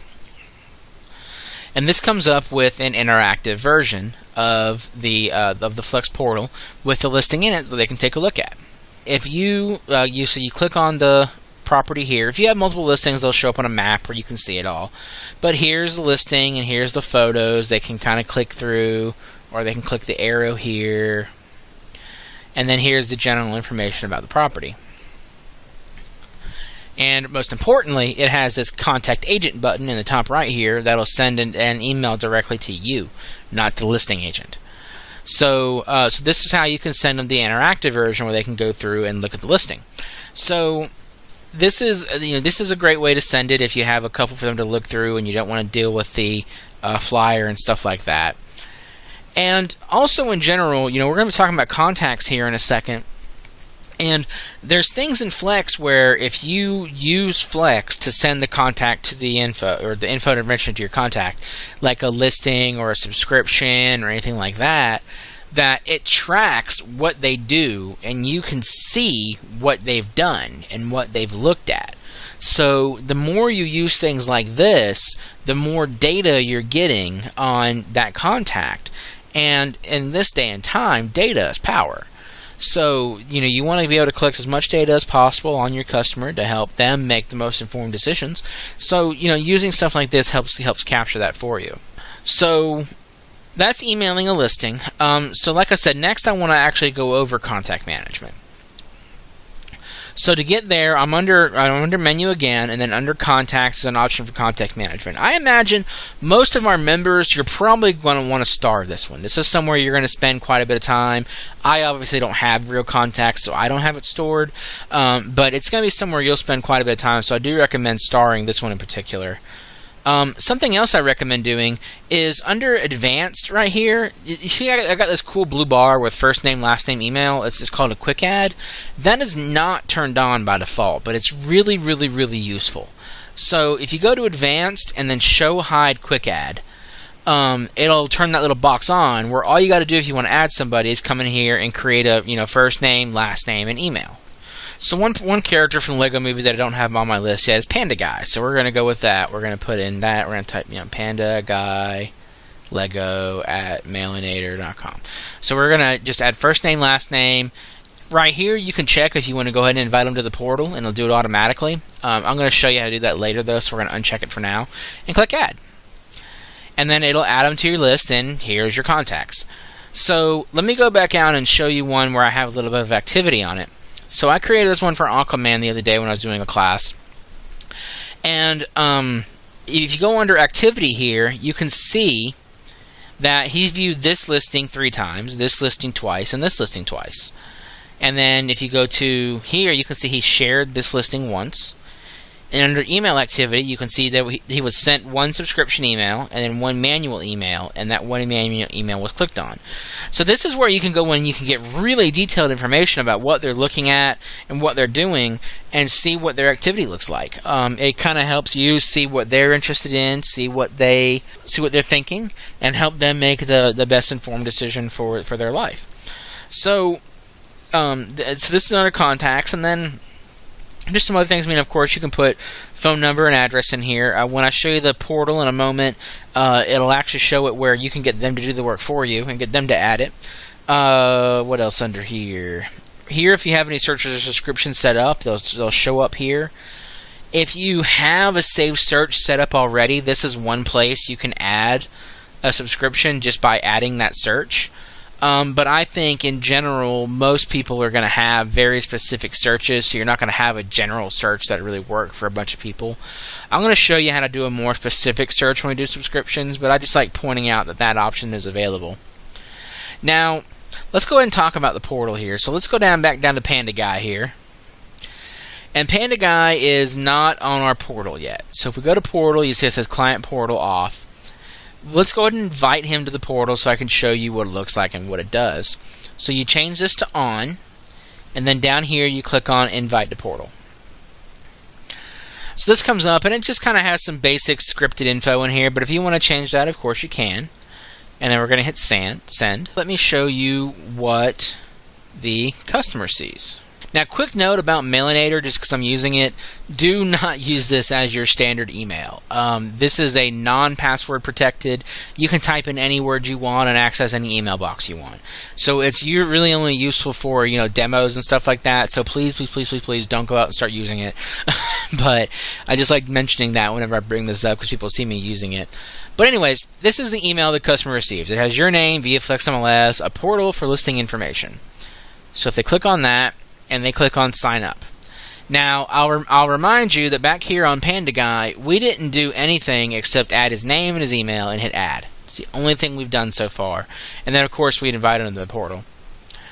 So they'll come here, and then they'll get a prompt to sign up.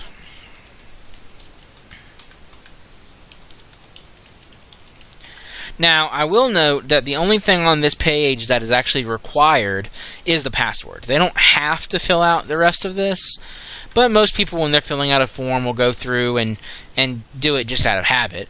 And when they do that, it'll actually move that data over into your contact management for you without you having to do a thing. So now the customer is logged in, and this is their portal where they can now go in and search the entire MLS for anything they want. So they can go under filter search here, and they can, it has some basic options in here. It has your usual bedrooms, bathrooms, price, square foot, things like that. But to get the really granular searches, the really detailed stuff, they're still going to rely on you. But this is enough to where they can at least somewhat narrow it down and kind of take a look around what's going on. And the nice thing here is they are, if they have a certain price range they're looking in, and they, they set up their search for everything else they want. They want a 3, 2, and then they look at the listings.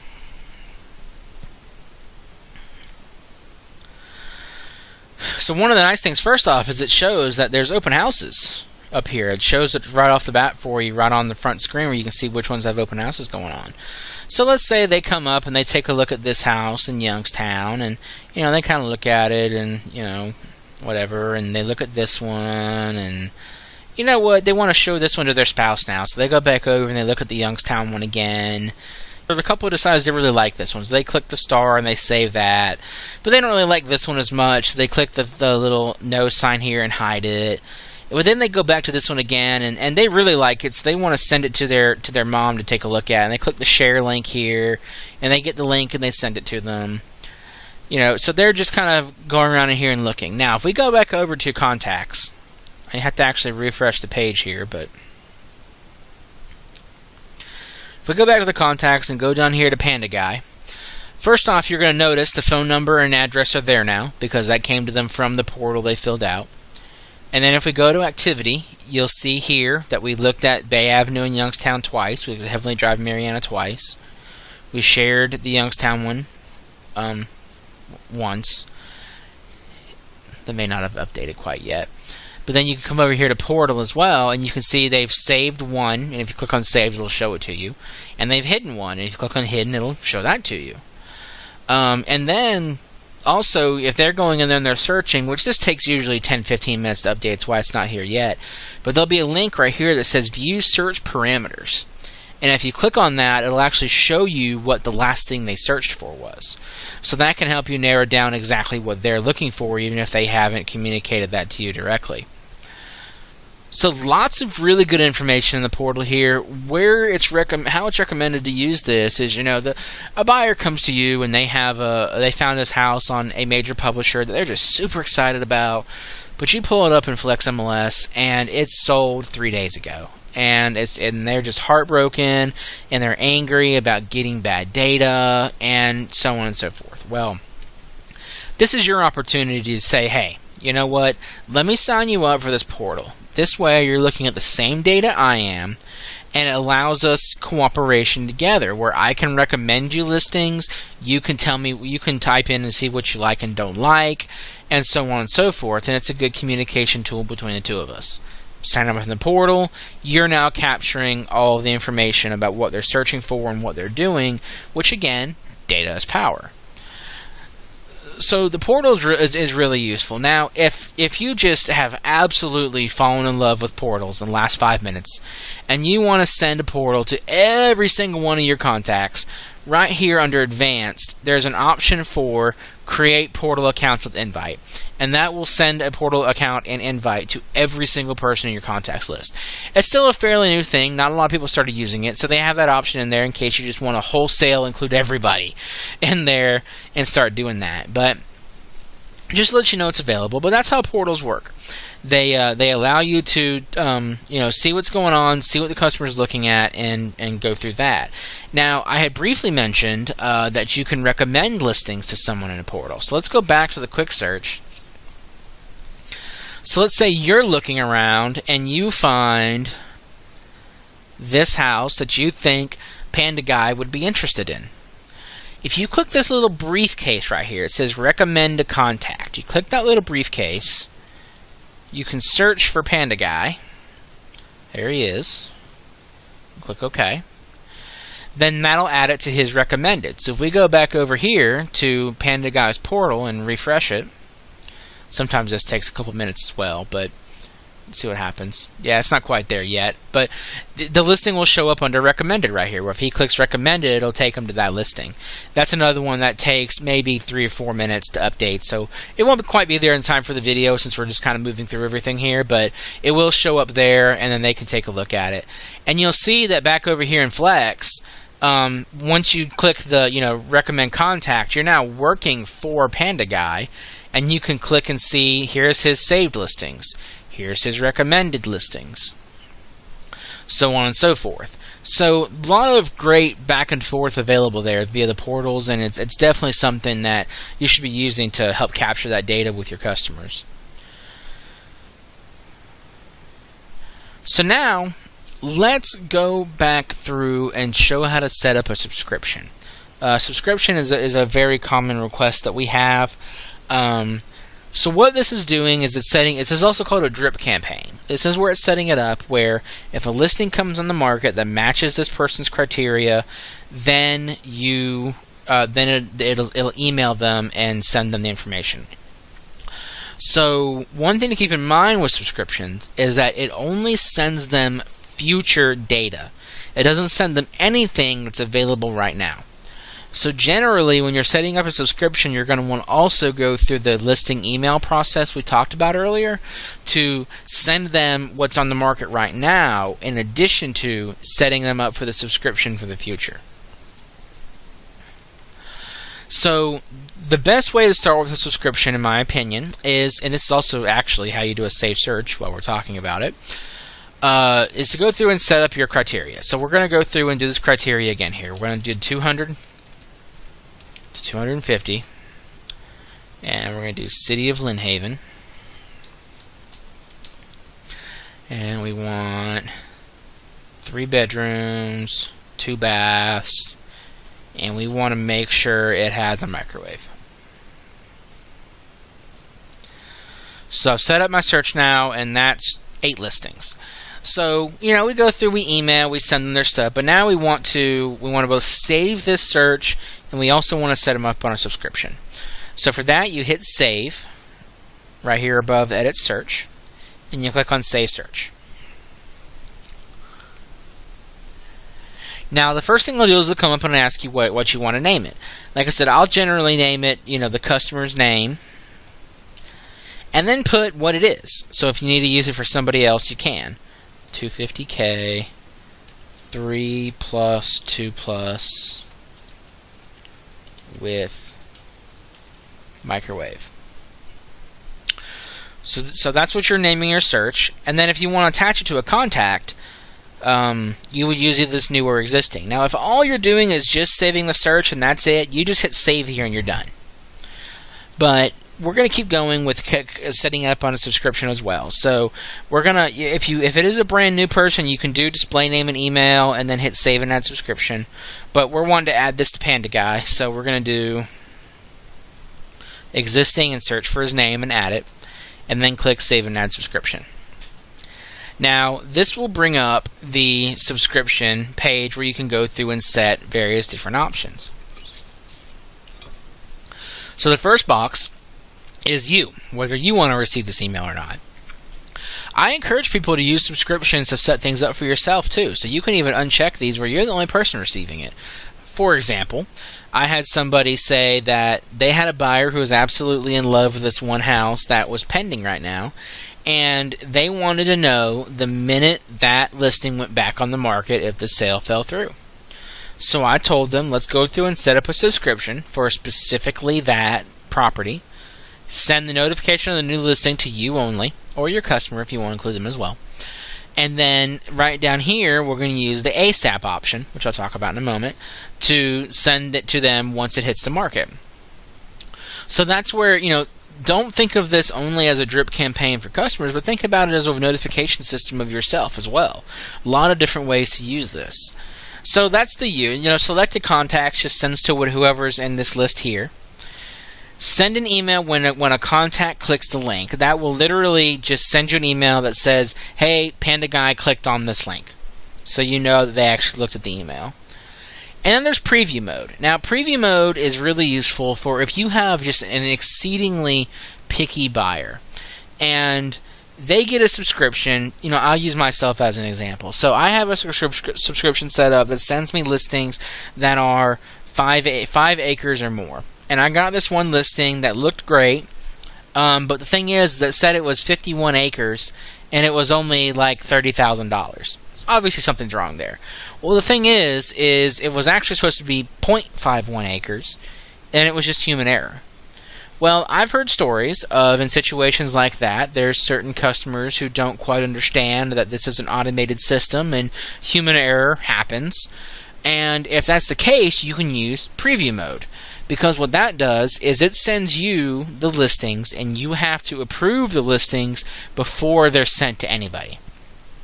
So that's great for, your one picky buyer, or, if you only have a customer or two. But you can imagine if this was, that became 4, 5, 6 customers, you could put yourself through a lot of work pretty quickly. So I don't recommend using preview mode real heavily. It's usually better to just kind of talk with your buyer and educate them about how this works. But the option is there if you need it. Next up, you set how often they're going to receive the subscription. So, like, if you leave it like this, they'll receive it daily. Or if you want uncheck, you want them to only get it on Mondays, Wednesdays, and Fridays. That's how that would work. And the way it would work is it would take a conglomerate of everything that it gains. So, like, they receive their one on Friday. So anything that's posted on Saturday or Sunday or Monday before it's sent, they would receive on Monday. And then so on and so forth. Monthly does the same thing, but it's just on a certain day of the month. So the first of the month would include everything for the previous month. ASAP is another one you want to be careful with. This sends them listings one at a time, but it sends them the minute they hit the market. Now, these other ones, the weekly or the monthly, they usually send early in the morning. It's like 6 or 7 a.m., somewhere around there. But ASAP will send throughout the whole day the minute this listing is added. So it's great for if there's a specific condo or a specific subdivision that's difficult to get into, you can set up that ASAP so you know immediately when it's available. But if you have a broad search where there's 10 listings being added to the search a day, you can very quickly spam somebody. So generally, you want to keep the ASAP to very specific searches that are time sensitive.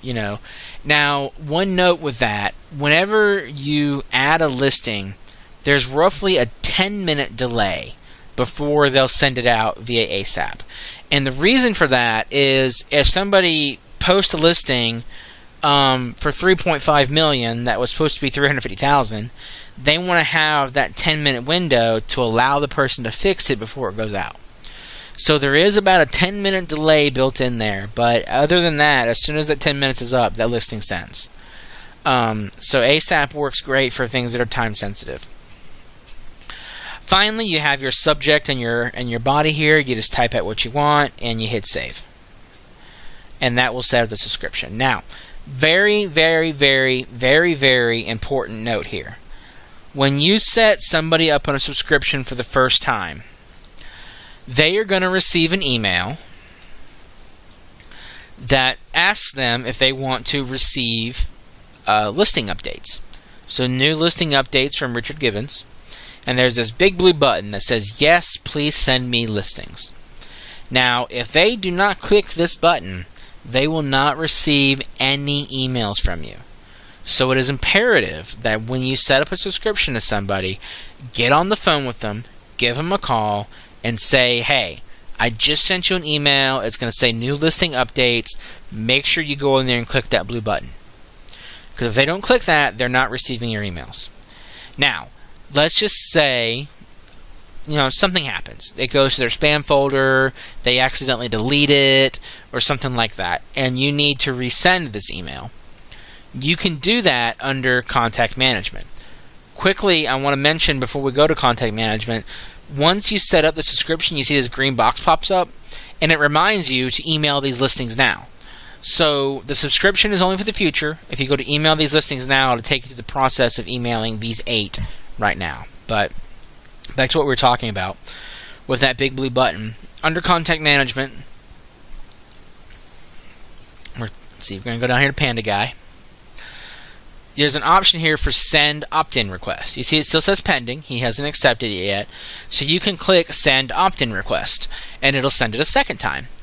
Now, if they don't get the automated one and they don't get this one, then we can call Flex, and Flex has the ability to send them a third one. Now, if they don't click the third one, they are not receiving your emails. There are no other options. There's no way around it. There's no way to fix it. They're not receiving your emails. So it is imperative to make sure it works within one of the first 3 tries. This is for legal reasons. There are, Flex literally sends out over 1 million emails a day.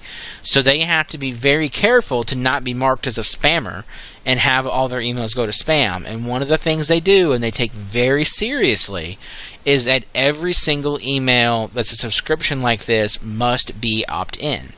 So if those people don't opt in, they're not going to receive your emails. Very, very, very important to make sure they click that button. So that's everything there. Again, another reminder that subscriptions only do what's in the future, so make sure you send your other stuff directly. So next I want to go over some other products that are available in the MLS. Now, the first one I want to touch on is RPR. So RPR is Realtor Property Resource. This is a service that's provided through being a member of a National Association of Realtors. It's available in our MLS under the search option, so it's under RPR right here. Now, the first time you go to RPR, you will have to create an account. If you go under that MLS links section on the CPAR dashboard, there is a document there that shows you how to set up that account. But otherwise, just go through and set up the account, and then from that point forward, it'll all be automatic login. But this is RPR. This is what it looks like. So in RPR, the way it works is right here. You can just search for an address. I'm going to use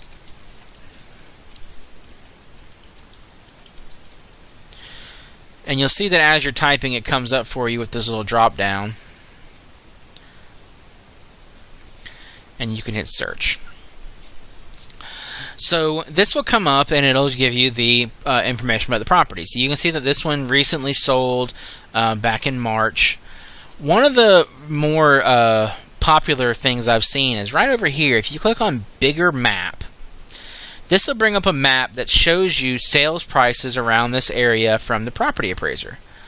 So you can see all the different sale prices of everything nearby. So that can be a useful tool. You also have under Create a Report up here. So say you're lucky enough to be selling this listing, you can come over here and do a seller's report. Now, I'm not going to go through the whole process in this video, but you can, of course, go through and look at one. But the seller's report is literally a 60 to 70-something page report that just has a ton of information in it. It has market information, property information, mortgage information, demographics information, just a ton of stuff available to where it looks like you created this just super detailed 70-page report, and it took you 40 hours to do it, but really it took you about 30 seconds. Now, this report does have comps in it, which can be a double-edged sword. So, RPR bases most of their comps solely on just distance. It just picks things that are nearby. So, in the case of, a house in the middle of Lynn Haven, which, everything within a mile radius is, the same type of house, that can be great. It's an automatic comp and you're done. But in a situation, if you're in Kings Point or Bay Point or something where you can have $1 million waterfront property across the street from a $200,000 non-waterfront house, then your comps can be a little off. And if you run that and you see that's the case, you can always come in here and you can just turn off the comps. The comp analysis calculation and your comps, you can just turn them off and run it again and give that to your seller. But, look at it closely, make sure it matches up what you think is right. If you want to do real comps, I always recommend using FlexMLS because that allows you to narrow it down where you as a human and an expert are picking the comps around the area so you know what's right. And then that way you have a little more granular control over what's going on. And again, I don't really cover CMAs in this class, but under that help and the video tutorials, there's our instructions there on how to do a CMA in Flex, and that's a great video, walks you through it step by step. But anyways, that's RPR for you. There's we hold various courses on this, and there's of course videos that you can look at on here as well. It's another one of those resources that you could have a week of courses on this and not touch everything it does. Highly recommend going in and playing around with it. It has beautiful reports. All the demographic reports that we have on our website are from RPR. Every bit of it is. So that's just another example of something you can do with RPR and what's available there. So now, also under products, you have Form Simplicity. So this is where you can go and get all of your standardized contracts for the state of Florida. You just come in here and go under Start a Form, and that's where you can get all that information from. You can also sign up for their unlimited e-sign and storage. It's $72 a year, and that is, compared to other services, if your brokerage doesn't already pay for one, is pretty cheap. So that allows you to do e-sign. So e-sign is great because when we purchased our home, we bought a home that the mother had passed away and left the house equally to all 5 of her daughters, and all 5 of those daughters were spread out across the country. So that poor contract, by the time it was faxed and signed multiple times, was completely unreadable by the time it was done, and we had to attach another clear version to go along with the signed messy version. So e-sign is great. It avoids that happening. It sends it to multiple people via email. Everybody can sign it and get it back. But that's one option available to you through Florida Realtors to get an e-sign product. Also under products, we have MLS Advantage. So we're going to go back to that $9 million buyer. Well, you sell them that house, and they're super happy with it. Closing went great. Everybody's happy. They have their vacation home they love so much. Well, now they want you to help them buy a $40 million home in Miami. So you can come in here and you can search for Miami, and you can see there's other options available. Again, not nearly as full-fledged as Flex, but there are some options in here. And then you can click search. And this will bring up all the listings in Miami. So the intent of MLS Advantage is to include every listing in the state of Florida. But, of course, not every MLS participates, but it does have the majority of them. So this is a good place that you can go in and search for listings across the state of Florida. That's what MLS Advantage is for. Next up under products, or I guess I should say finally under products, we have Simply Voting. This is where you will go when there is a vote going on of some sort. So if there is an unbudgeted item over $10,000 we have to get approved, or the board of directors is looking for input from the members on a decision that's being made, or if there's an election going on for the board of directors, so on and so forth, this is where you'll go to do that. You'll click on Simply Voting, it'll bring you straight to the vote. You'll pick who you vote for, you click vote, and you're done. Very simple, very straightforward, and that's there. Now, one other thing I always also bring up during this section, because it's an additional benefit to you, is these phone numbers that I highly recommend storing in your phone.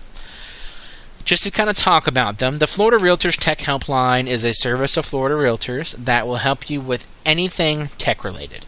So if you have a virus on your computer and you want help taking it off, if you want help connecting your Bluetooth on your phone to your car, if you need help installing a program, it doesn't matter. If it's tech-related, they will help you. The only thing that they won't help is MLS-related questions, which you should be calling us for anyways. When you call them or the legal helpline, the one I'm about to talk about in a moment, the only thing you have to provide is either your license number or your NAR ID.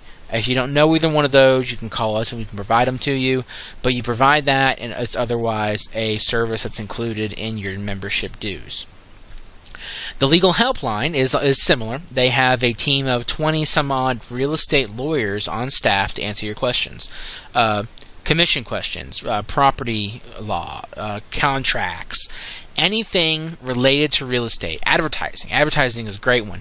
You can call them and ask them and see what the current Florida law is. So if you're about to do something in advertising, you're about to send something out that says you're the greatest and best thing that ever happened since sliced bread, you may want to give them a call and ask them and see if that's legal. See if there's anything you're worried about that you might get kickback on. So they are an absolutely amazing resource. And if you call the association with legal questions, we're just about always going to point you there, because we're not lawyers. We don't know it as well as they do, and they should really be the ones answering those questions. Finally, the other thing I like bringing up is the mosquito control numbers. Now, the Beach Mosquito Control District had given me a call, and they would like realtors around our area to keep an eye open for mosquito sources. So especially things like if it's a derelict pool, if it's a foreclosure or something and there's an abandoned pool with water just sitting there. Of course, we all know standing water is an absolute breeding ground for mosquitoes. If you call them and let them know, they can go there and they will treat it free of cost. It doesn't cost anything to any taxpayer to treat these things. So it kind of becomes a win-win. If they get there and they treat the pool, then there's less mosquitoes when you have showings.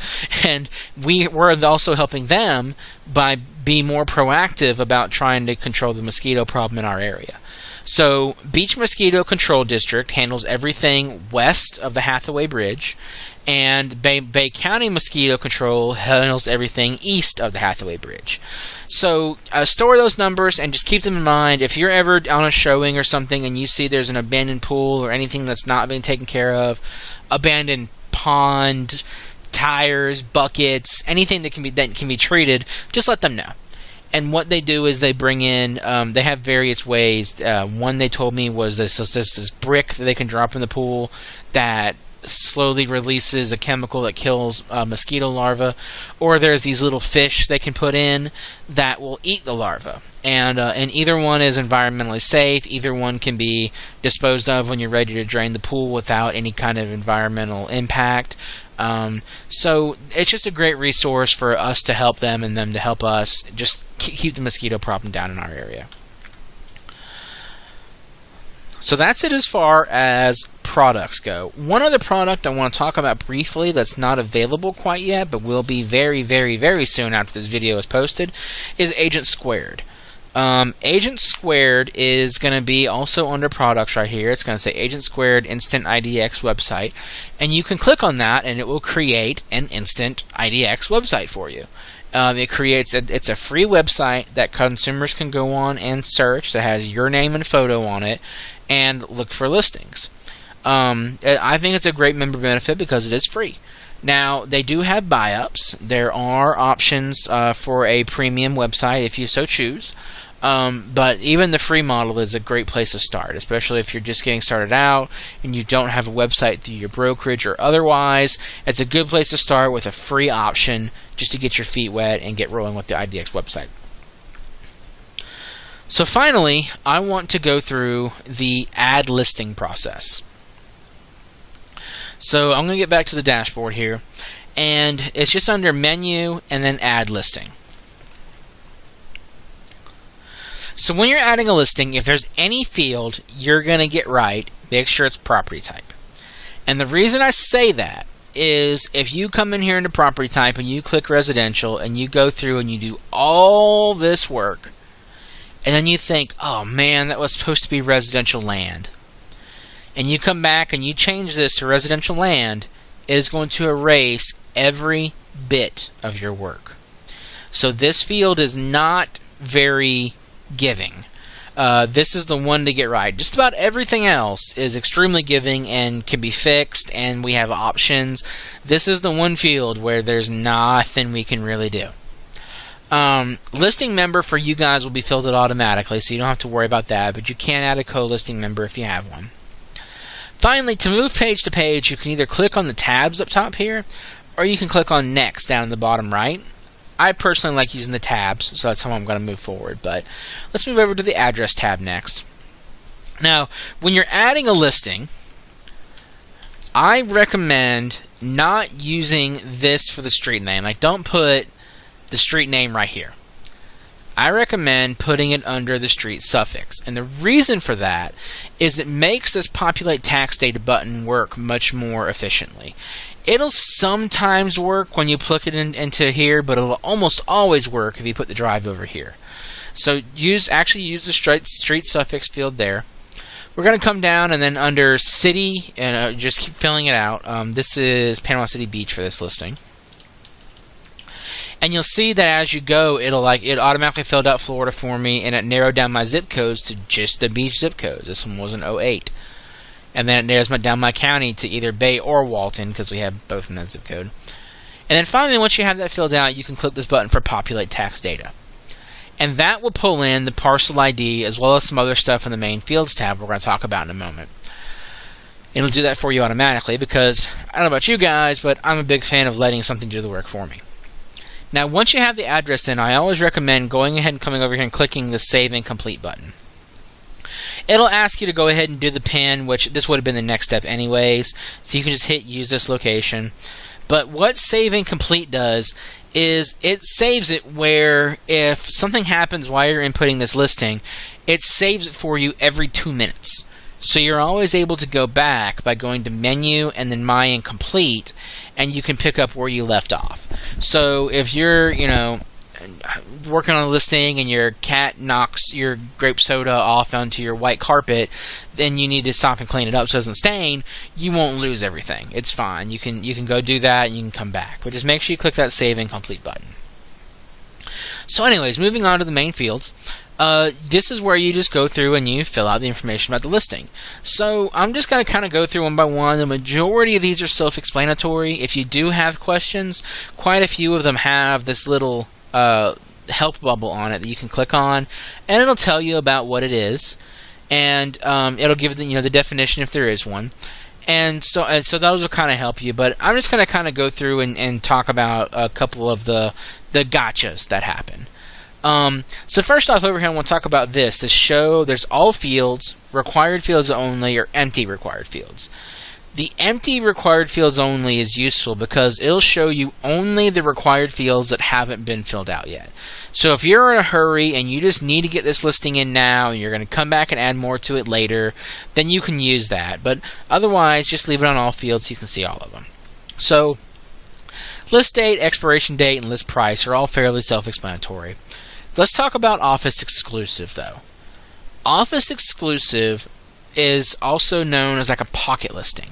So if you do Office Exclusive Yes, then the only people that can see this listing are other people in your office, and they can only see it in Flex. It will not go out to any other website, any other publishers, or be visible to anybody else in the MLS. So this is you're generally going to want this to be no. Of course, we do have the explanation here, so just make sure you read that if you're ever confused. But no is generally what you're going to want in this case. Some people get this confused with, that it's an Office exclusive right of sale, and that's not the case for this listing. That's further down the page.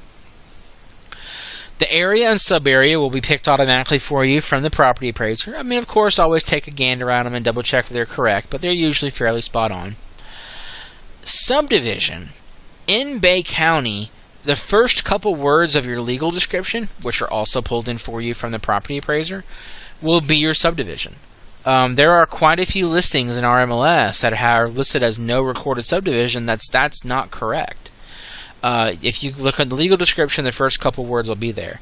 And then in the outer counties, it's usually somewhere in the legal description. Sometimes it's at the end, sometimes somewhere in the middle. But if you look at the legal description, you can generally find the name of the subdivision and make your life easier here. Now, what the community resort is for is it groups large numbers of subdivisions together. So for example, if you come down here and you choose a subdivision of Carillon Beach, you'll see it'll fill in the community resort for you automatically of Carillon Beach. I can't think of any cases where that doesn't fill in for you automatically. But that also makes it useful for searching, back on your quick search page where community resort is an option. And one example I like to always talk about that is the Panama Country Club. If you look here on Google, you can see that the subdivisions of that area are named Tropical Bay and Leisure Shores and Bay Breeze and Willow Lake, and things that have absolutely nothing to do with the Panama City Country Club. So if you go to the community resort and you search for Panama Country Club, it's going to bring all those options together for you. So that's the point of a community resort, is to kind of pull, generally accepted, what we call areas, pull all their subdivisions together. Or in the case of Carillon Beach, it's pulling all of them together because there's 40-something phases or 30-something phases of the Carillon Beach subdivision. So that's the point of the community resort, but as you're going through a listing, it'll generally fill that out for you automatically. Now, waterfront.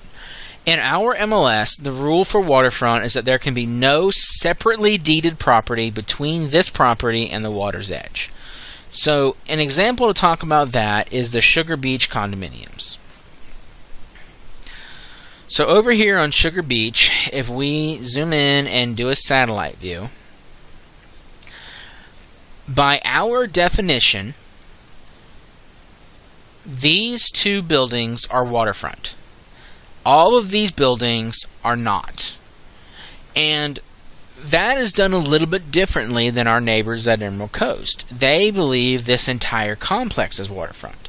Now, I may be a little biased, but in my opinion, our way is a little more accurate, because not at Sugar Beach, obviously, but in some condo complexes, this could be a $500,000 condo, where this is a $200,000 condo.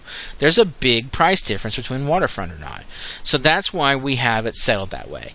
Now, when I'm going through the details in a little bit, I'm going to show you something called deed access that you can mark if you are selling one of these condos that has deed access to the water, but it's not waterfront. So that's the key to remember when you're adding waterfront in our MLS, is only do yes if there is no separately deeded property between you and the water. So also, if you look at properties like out near Carousel or right along Bidawee Beach, those are also not waterfront properties because there's a road in between them and the water. So just a little tip there when it comes to waterfront. Of course, if you have any questions on that, just call us and ask us, and let us know. We'll be happy to help you figure it out. One of the other benefits of clicking that popular tax data button is it fills out your schools for you. You don't even got to worry about it. They're already done. It also, like I said before, does your legal description for you, because who wants to type all that? Now also, right here you have directions. Please don't put something like use Google. The way our MLS is set up, there's no way we could possibly have a rule or a definition for every single thing in the MLS. The book would be just massively thick. So the general rule is it needs to be accurate and descriptive. Saying use Google is pretty accurate. It would work. But it's not descriptive. The point of the directions field is that somebody can find the property without having to use a GPS. So just pick something nearby. Pick a major intersection, pick a major landmark, something along those lines, and just give directions to the property from there. As long as people can generally use the directions and figure out where the property is, then that's just fine. Moving on, next up we have subtype. This is one that's another gotcha for new agents sometimes. If you are selling one half of a duplex, so you're only selling one side, you are selling an attached single unit. You're only going to mark duplex, triplex, or quadplex if you're selling the entire thing. So when you're searching for properties, you can use that the same. If you have an investor who wants to buy a duplex, you can search by that. But if you have a homeowner who just wants to buy a townhome, you're going to want to look under attached single unit. So that's what the subtype is there for. And then you'll see that design here will change depending on what you use. Like if you use attached single family, then it's going to look for the design of the house. Now, one thing we've done is in the help bubble here, there's a link to NAR's architectural design guide that helps show you like what different types of houses look like, the different styles, whether it's bungalow or Cape Cod or colonial or so on. So that link is there for you just to kind of help you pick which one you should use. Now, also under subtype, you have condominium. If you do condominium, it's going to ask you if it's a high-rise, low-rise, or mid-rise. You also have mobile manufactured. It's going to ask you, is it a single-wide, a double-wide, or a triple-wide? So you'll notice that design will change depending on what you pick there, but just in general, you want to just be as accurate as possible. Now, approximate square foot heated and cooled. This is going to pull in from the property appraiser. Generally, it's fairly correct. If you have things where you have a screened-in porch that was walled in, or they changed the garage, or something along those lines, that can change. So definitely always double-check that. And then when you go here to square foot source, you can choose where you get that information from. Did you measure it yourself? Did you get it from the builder's plans? So on and so forth. Bedrooms and bathrooms. The rule for bedrooms is that it must have at least one window, one closet, and a door. That's the rule to qualify as a bedroom in our MLS. So there are some condominiums that have bunk rooms that are missing either a closet or a door, or a window even in some cases, and those do not qualify as bedrooms. So they can be marked, you mark the proper number of bedrooms, and then in the remarks you talk about there being a bunk room or something along those lines. For year built, we do not deal with effective year built or anything along those lines. The year built should be the year the foundation was poured. So even if the house was completely gutted and rebuilt last year, the year built is still whenever the foundation was poured. The rest of it, let's see, so everything else here is pretty self-explanatory so far, I think.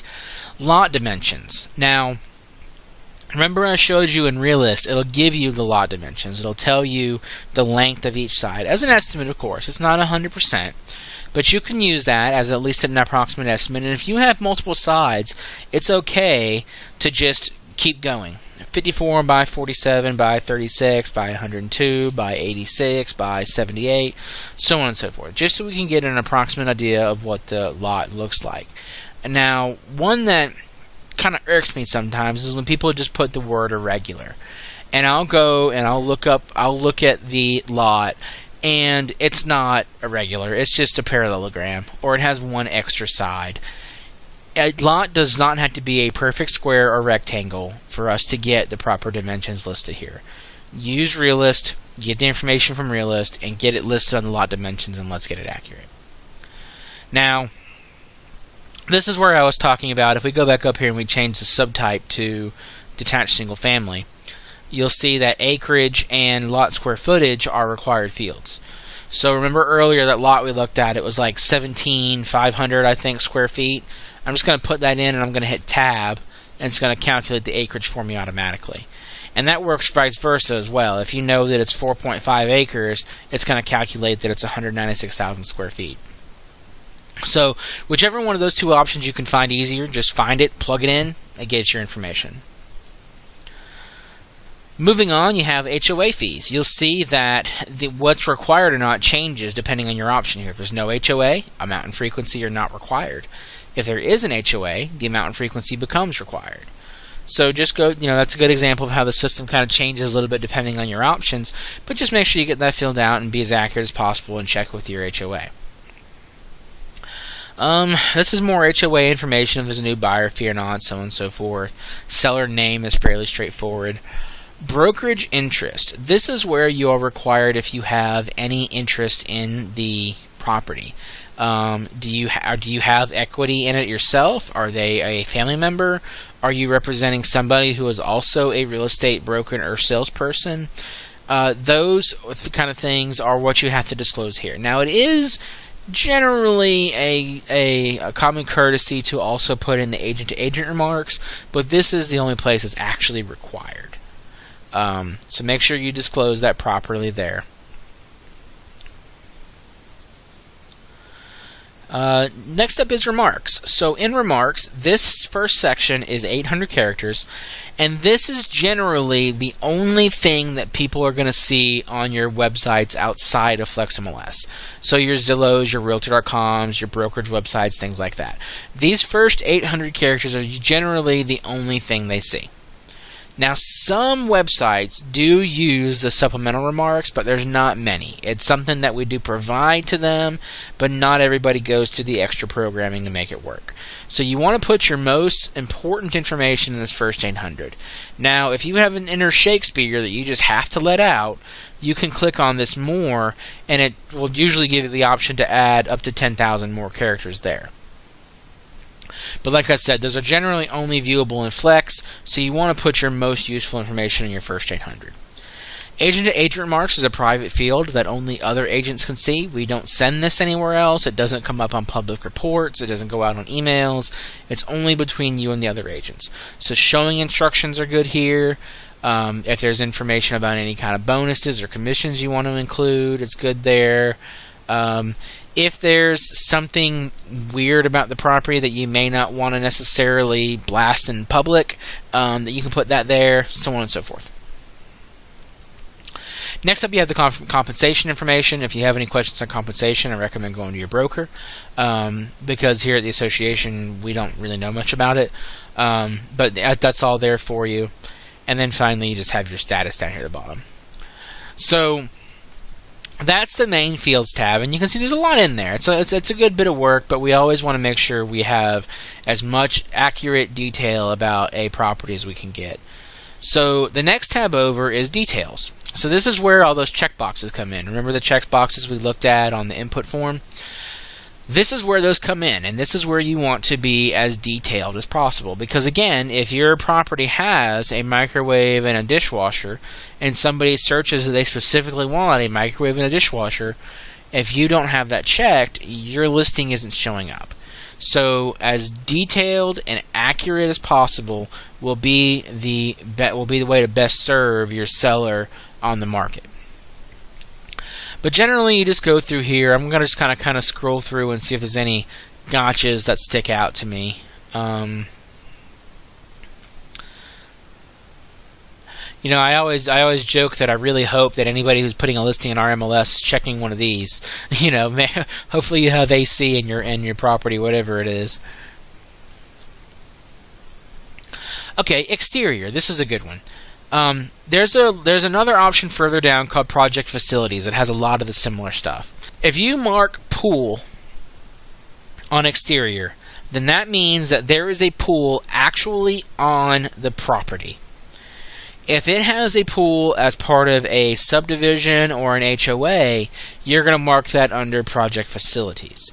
So here on exterior, this means that it is literally on this property itself. So that's an important thing to keep in mind when you're checking these boxes and going through here.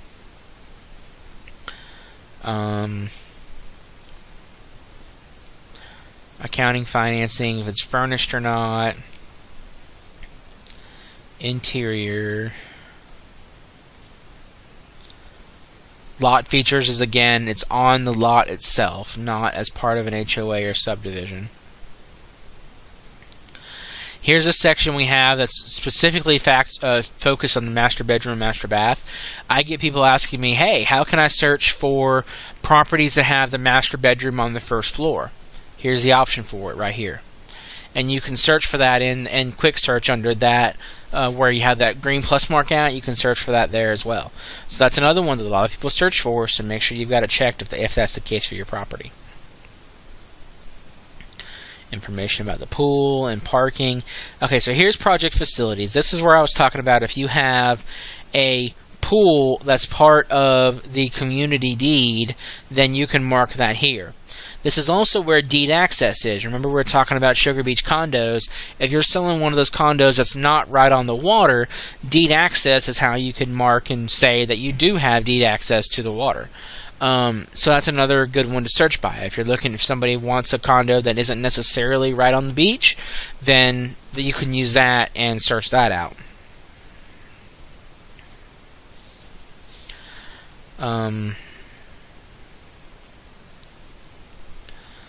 Nothing else that really jumps out to me there as we scroll through. A showing is where you can, click for showing instructions for the property itself. I do, again, generally recommend saying something about it in your agent-to-agent remarks, just because that's where the majority of people look. But that information's for you, there for you as well. The only other thing I want to talk about is under waterfront. I have to go back and hit waterfront yes in order to see the field. Yes. So waterfront type, we have with and without Gulf access. Now the only one where you have the choice of either or is bayou and canal. Everything else is just, this is the single one option you have. So by Gulf access, we mean that you can put a boat in the water and make it to the Gulf. If you have to put a kayak in the water and walk it over or through a culvert, that does not count as Gulf access. So we make that distinction for bayou and canal for areas like Kings Point or various places around the north of the county where we have different bayous. So just make sure that you're checking the right one there. And then finally, water view. Water view on our MLS, if you have any view of the water from the property itself, from the dwelling itself, I should say, then it counts as waterfront. If it's even a little sliver off in the distance that you can only see from the kitchen, it counts as waterfront. Now, if you are water view, not waterfront. If you have a buyer who specifically wants water view and they want a good view, I recommend combining the water view with some sort of map search. So that way you can create a search that's like, it's within a block or two of the Gulf and has a water view. Then that way you can help narrow your search down and not have as many of the little slivers in there. But they do count as water view still. So that is an available option for you. So next up we have the Rooms tab. So the way that this tab works is however many bedrooms you put on the main Fields tab is how many required fields you have here. So we put 4 bedrooms, so we have 4 required fields for rooms. So the intent is that you at least put the size of the bedrooms in here. But you have all kinds of options for the rooms here. You have, your master bathroom. You have bonus rooms, which is good for if you're including those bunk rooms from those various condos, all the way down to my personal favorite is the loggia. And when I do these classes, I always get the question of what in the world is a loggia? And my response is usually something along the lines of, if a house has a loggia, I probably can't afford it. Because it's this kind of archy outdoor living kind of area. But if you have a house with a listing with a loggia, I would certainly put it on there, because that might catch someone's attention just wondering what the heck a loggia is, and they might want to look at your listing and find out. So you can go through and do the rooms, and and you'll notice the room level is not required, but some people do search by that, like if they're looking for a first level master bedroom. So I would definitely recommend filling it out. And then the dimensions, we do want this to be as accurate as possible. Ideally, you would measure it yourself, use some sort of laser thing. There's apps you can buy, get usually for free in your App Store or Play Store that help you measure the size of a room. There's lots of options out there to get the rooms, and we want them to be as accurate as possible. However, if you don't have the dimensions and you just need to estimate, and you know that this is a standard size room and just it's roughly 10 by 10, that's okay. I do, in that case, recommend putting something the agent remarks along the lines of measurements are approximate and up to the buyer to verify, just to cover yourself. But it is okay to put estimates in there as long as they're close. We don't want to put, you don't have a 1 by 1 bedroom, you don't have a 100 by 100 bathroom. So just make it a close estimate as best we can, and go back and get the measurements later and come back and make it accurate. Finally, we have the Broker Distribution tab. So these 4 options are actually on your listing agreement. So the best thing to do here, rather than make a general rule of, I'm always going to click this one, is to educate yourself on what they mean and talk with your seller about them and let them make the decision. So just to go through what each one means. Seller directs listing to be excluded from internet. That means that it isn't going out to the internet at all. It's going to stay in FlexMLS and FlexMLS only, and that's it. Not going anywhere else. Seller directs address to be excluded from the internet. That means that it will be sent out to all the other websites on the internet, but it's going to hide the address. So that makes it obviously difficult to find. Next up is seller directs listing to not be used in AVMs on the internet. An AVM is an automated valuation model. The most common example of this is Zillow's Zestimate.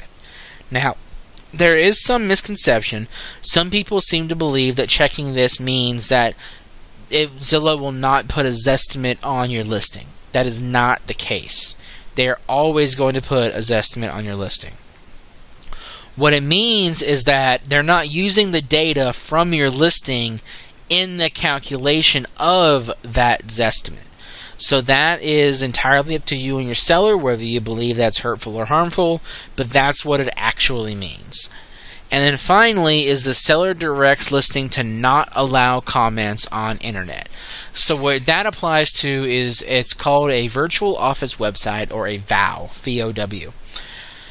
So some of these companies will have a listing and they will allow comments on there. Either they'll add their own comments, or they will allow other realtors to comment, or other consumers to comment.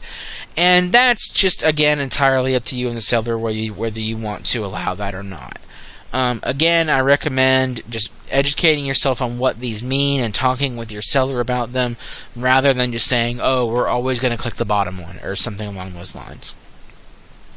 Finally, below that is the listing distribution options. So this is going to include whether you're going to show the address on IDX feeds or not, and do you want it to go to ListHub, Realtor.com, our public website, or Zillow. We actually don't feed to News Herald at the current moment.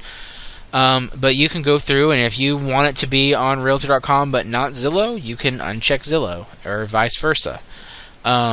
I mean, generally, I think I would recommend leaving them all on, because you want as much exposure to the market as possible. But you do have those options there for you.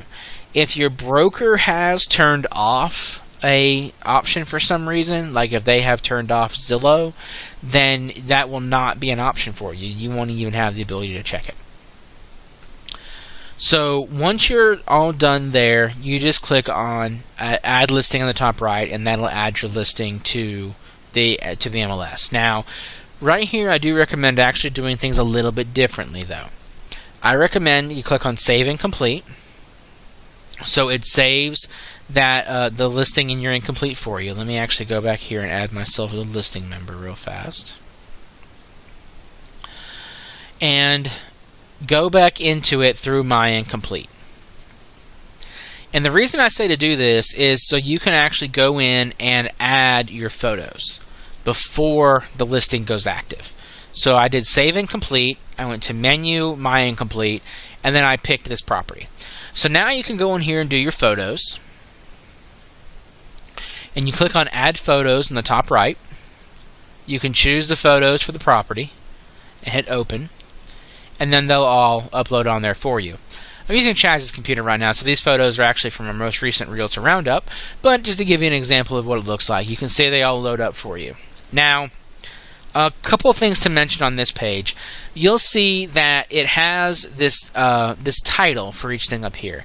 I do recommend actually titling each of these photos. And the reason for that is there's some websites, like I can think of Realtor.com, for example, where they display the title of the photo on the photo. So if you label it, great kitchen, or or spacious master bathroom, or that's just a little bit extra marketing that you get. So yeah, if you have 50-something photos, it can take some time to go through here and do that, but I do think it's worth it in the end. So you just click on there to change that. Now, if you want to change the order, you can click right here in this little drop down, and it'll change. The little flag determines which photo is your primary photo. These will rotate it for you, so if you upload it and it's rotated incorrectly, you can click the little button and it'll rotate. Or the little trash can is what deletes the photo. So that's all there is for adding a photo. If you want to do adding a video to a listing, under the MLS Intranet and the how-tos, there is a step-by-step process on how to do that using YouTube. But you can go in and read that on how to add a video. But either way, once you're done there, you click on Listing Information, and then you click Add Listing, and the listing will go live. So, couple of things I want to mention is, first off, if you need to make any changes to a listing, you also have the change listing option under Add Change. And if you have listings, when you come in here, they'll be listed for you, but I'm just going to kind of pick one at random here. Alright, so I got an example listing up here, and when you're ready to close the listing, you under Change Listing, you can under Pend, and that'll move it to pending. It'll ask you for the projected close date and the under contract date. And then close listing is where you go in to sell it. It'll ask you for the final price, the mortgage type, and the buyer's name. Also under here, this is where you can go to super functions, and you can go in and see who's actually accessed the property. If you click on super functions, there's an option at the top right where you click on activity, and that'll take you in where you can see that, and that's only if you've attached the box to the property. Again, if you have questions on how to do that, give us a call at the association. We can certainly help you out with that. This is also where you can click on open house and create an open house. You just click there, set the date, hit next, you're good to go. So the change listing screen is where you can go in and do quite a bit of stuff to your listing. You can also handle change listing on mobile. So if you've taken the pictures with your mobile phone that you want to upload to your listing, I recommend doing the save and complete and then going to your phone to upload the listing. So that way you're going directly from your phone to the MLS, and you don't have to worry about getting them from your phone to your computer first. Skip a step, save yourself some time. So that's change listing. Now, the last thing I want to mention is the copy function. If you have a listing that has been expired for more than 30 days, it has to go back on the market as a brand new listing. You cannot reactivate that same listing. And to save yourself a whole bunch of time with that, you can use the copy function. And the copy function will ask you for the MLS number, and then there's a checkbox that you click that says copy photos. And what it'll do is it'll make a copy of the listing with 90% of the information filled out. Generally, the only things you have to do are like list date, expiration date, list price, and then the directions for whatever crazy reason. But you fill out, 90% will be filled out for you already. So you can just fix those couple things, hit add listing, and you're done. So the copy function is a huge help. If you do have something that's expired more than 30 days, you can use that to get it back on the market. 30 days is also how we handle days on market in our MLS. If a listing is, if it's with brokerage A and it expires, and then brokerage B puts it back on the market 10 days later, then the days on market will reset back to 0, but the cumulative days on market will keep counting because with a different broker. If it's with the same brokerage, the days on market won't reset at all. But either way, cumulative days on market keeps going, and it will add them together. The only way to get it to reset completely is to have it off the market for 30 days. And when we say off market, we mean expired or canceled. Temp off market does not count towards that count. So otherwise, that's about all I really have for this. It's been an almost 3-hour video. I will put links to the different times that you can skip straight to things in the future if you need to. Of course, we're here at CPAR if you have any questions or concerns about anything in this video or anything else with the MLS. Give us a call or email. We'll be happy to help. Thank you and have a great day.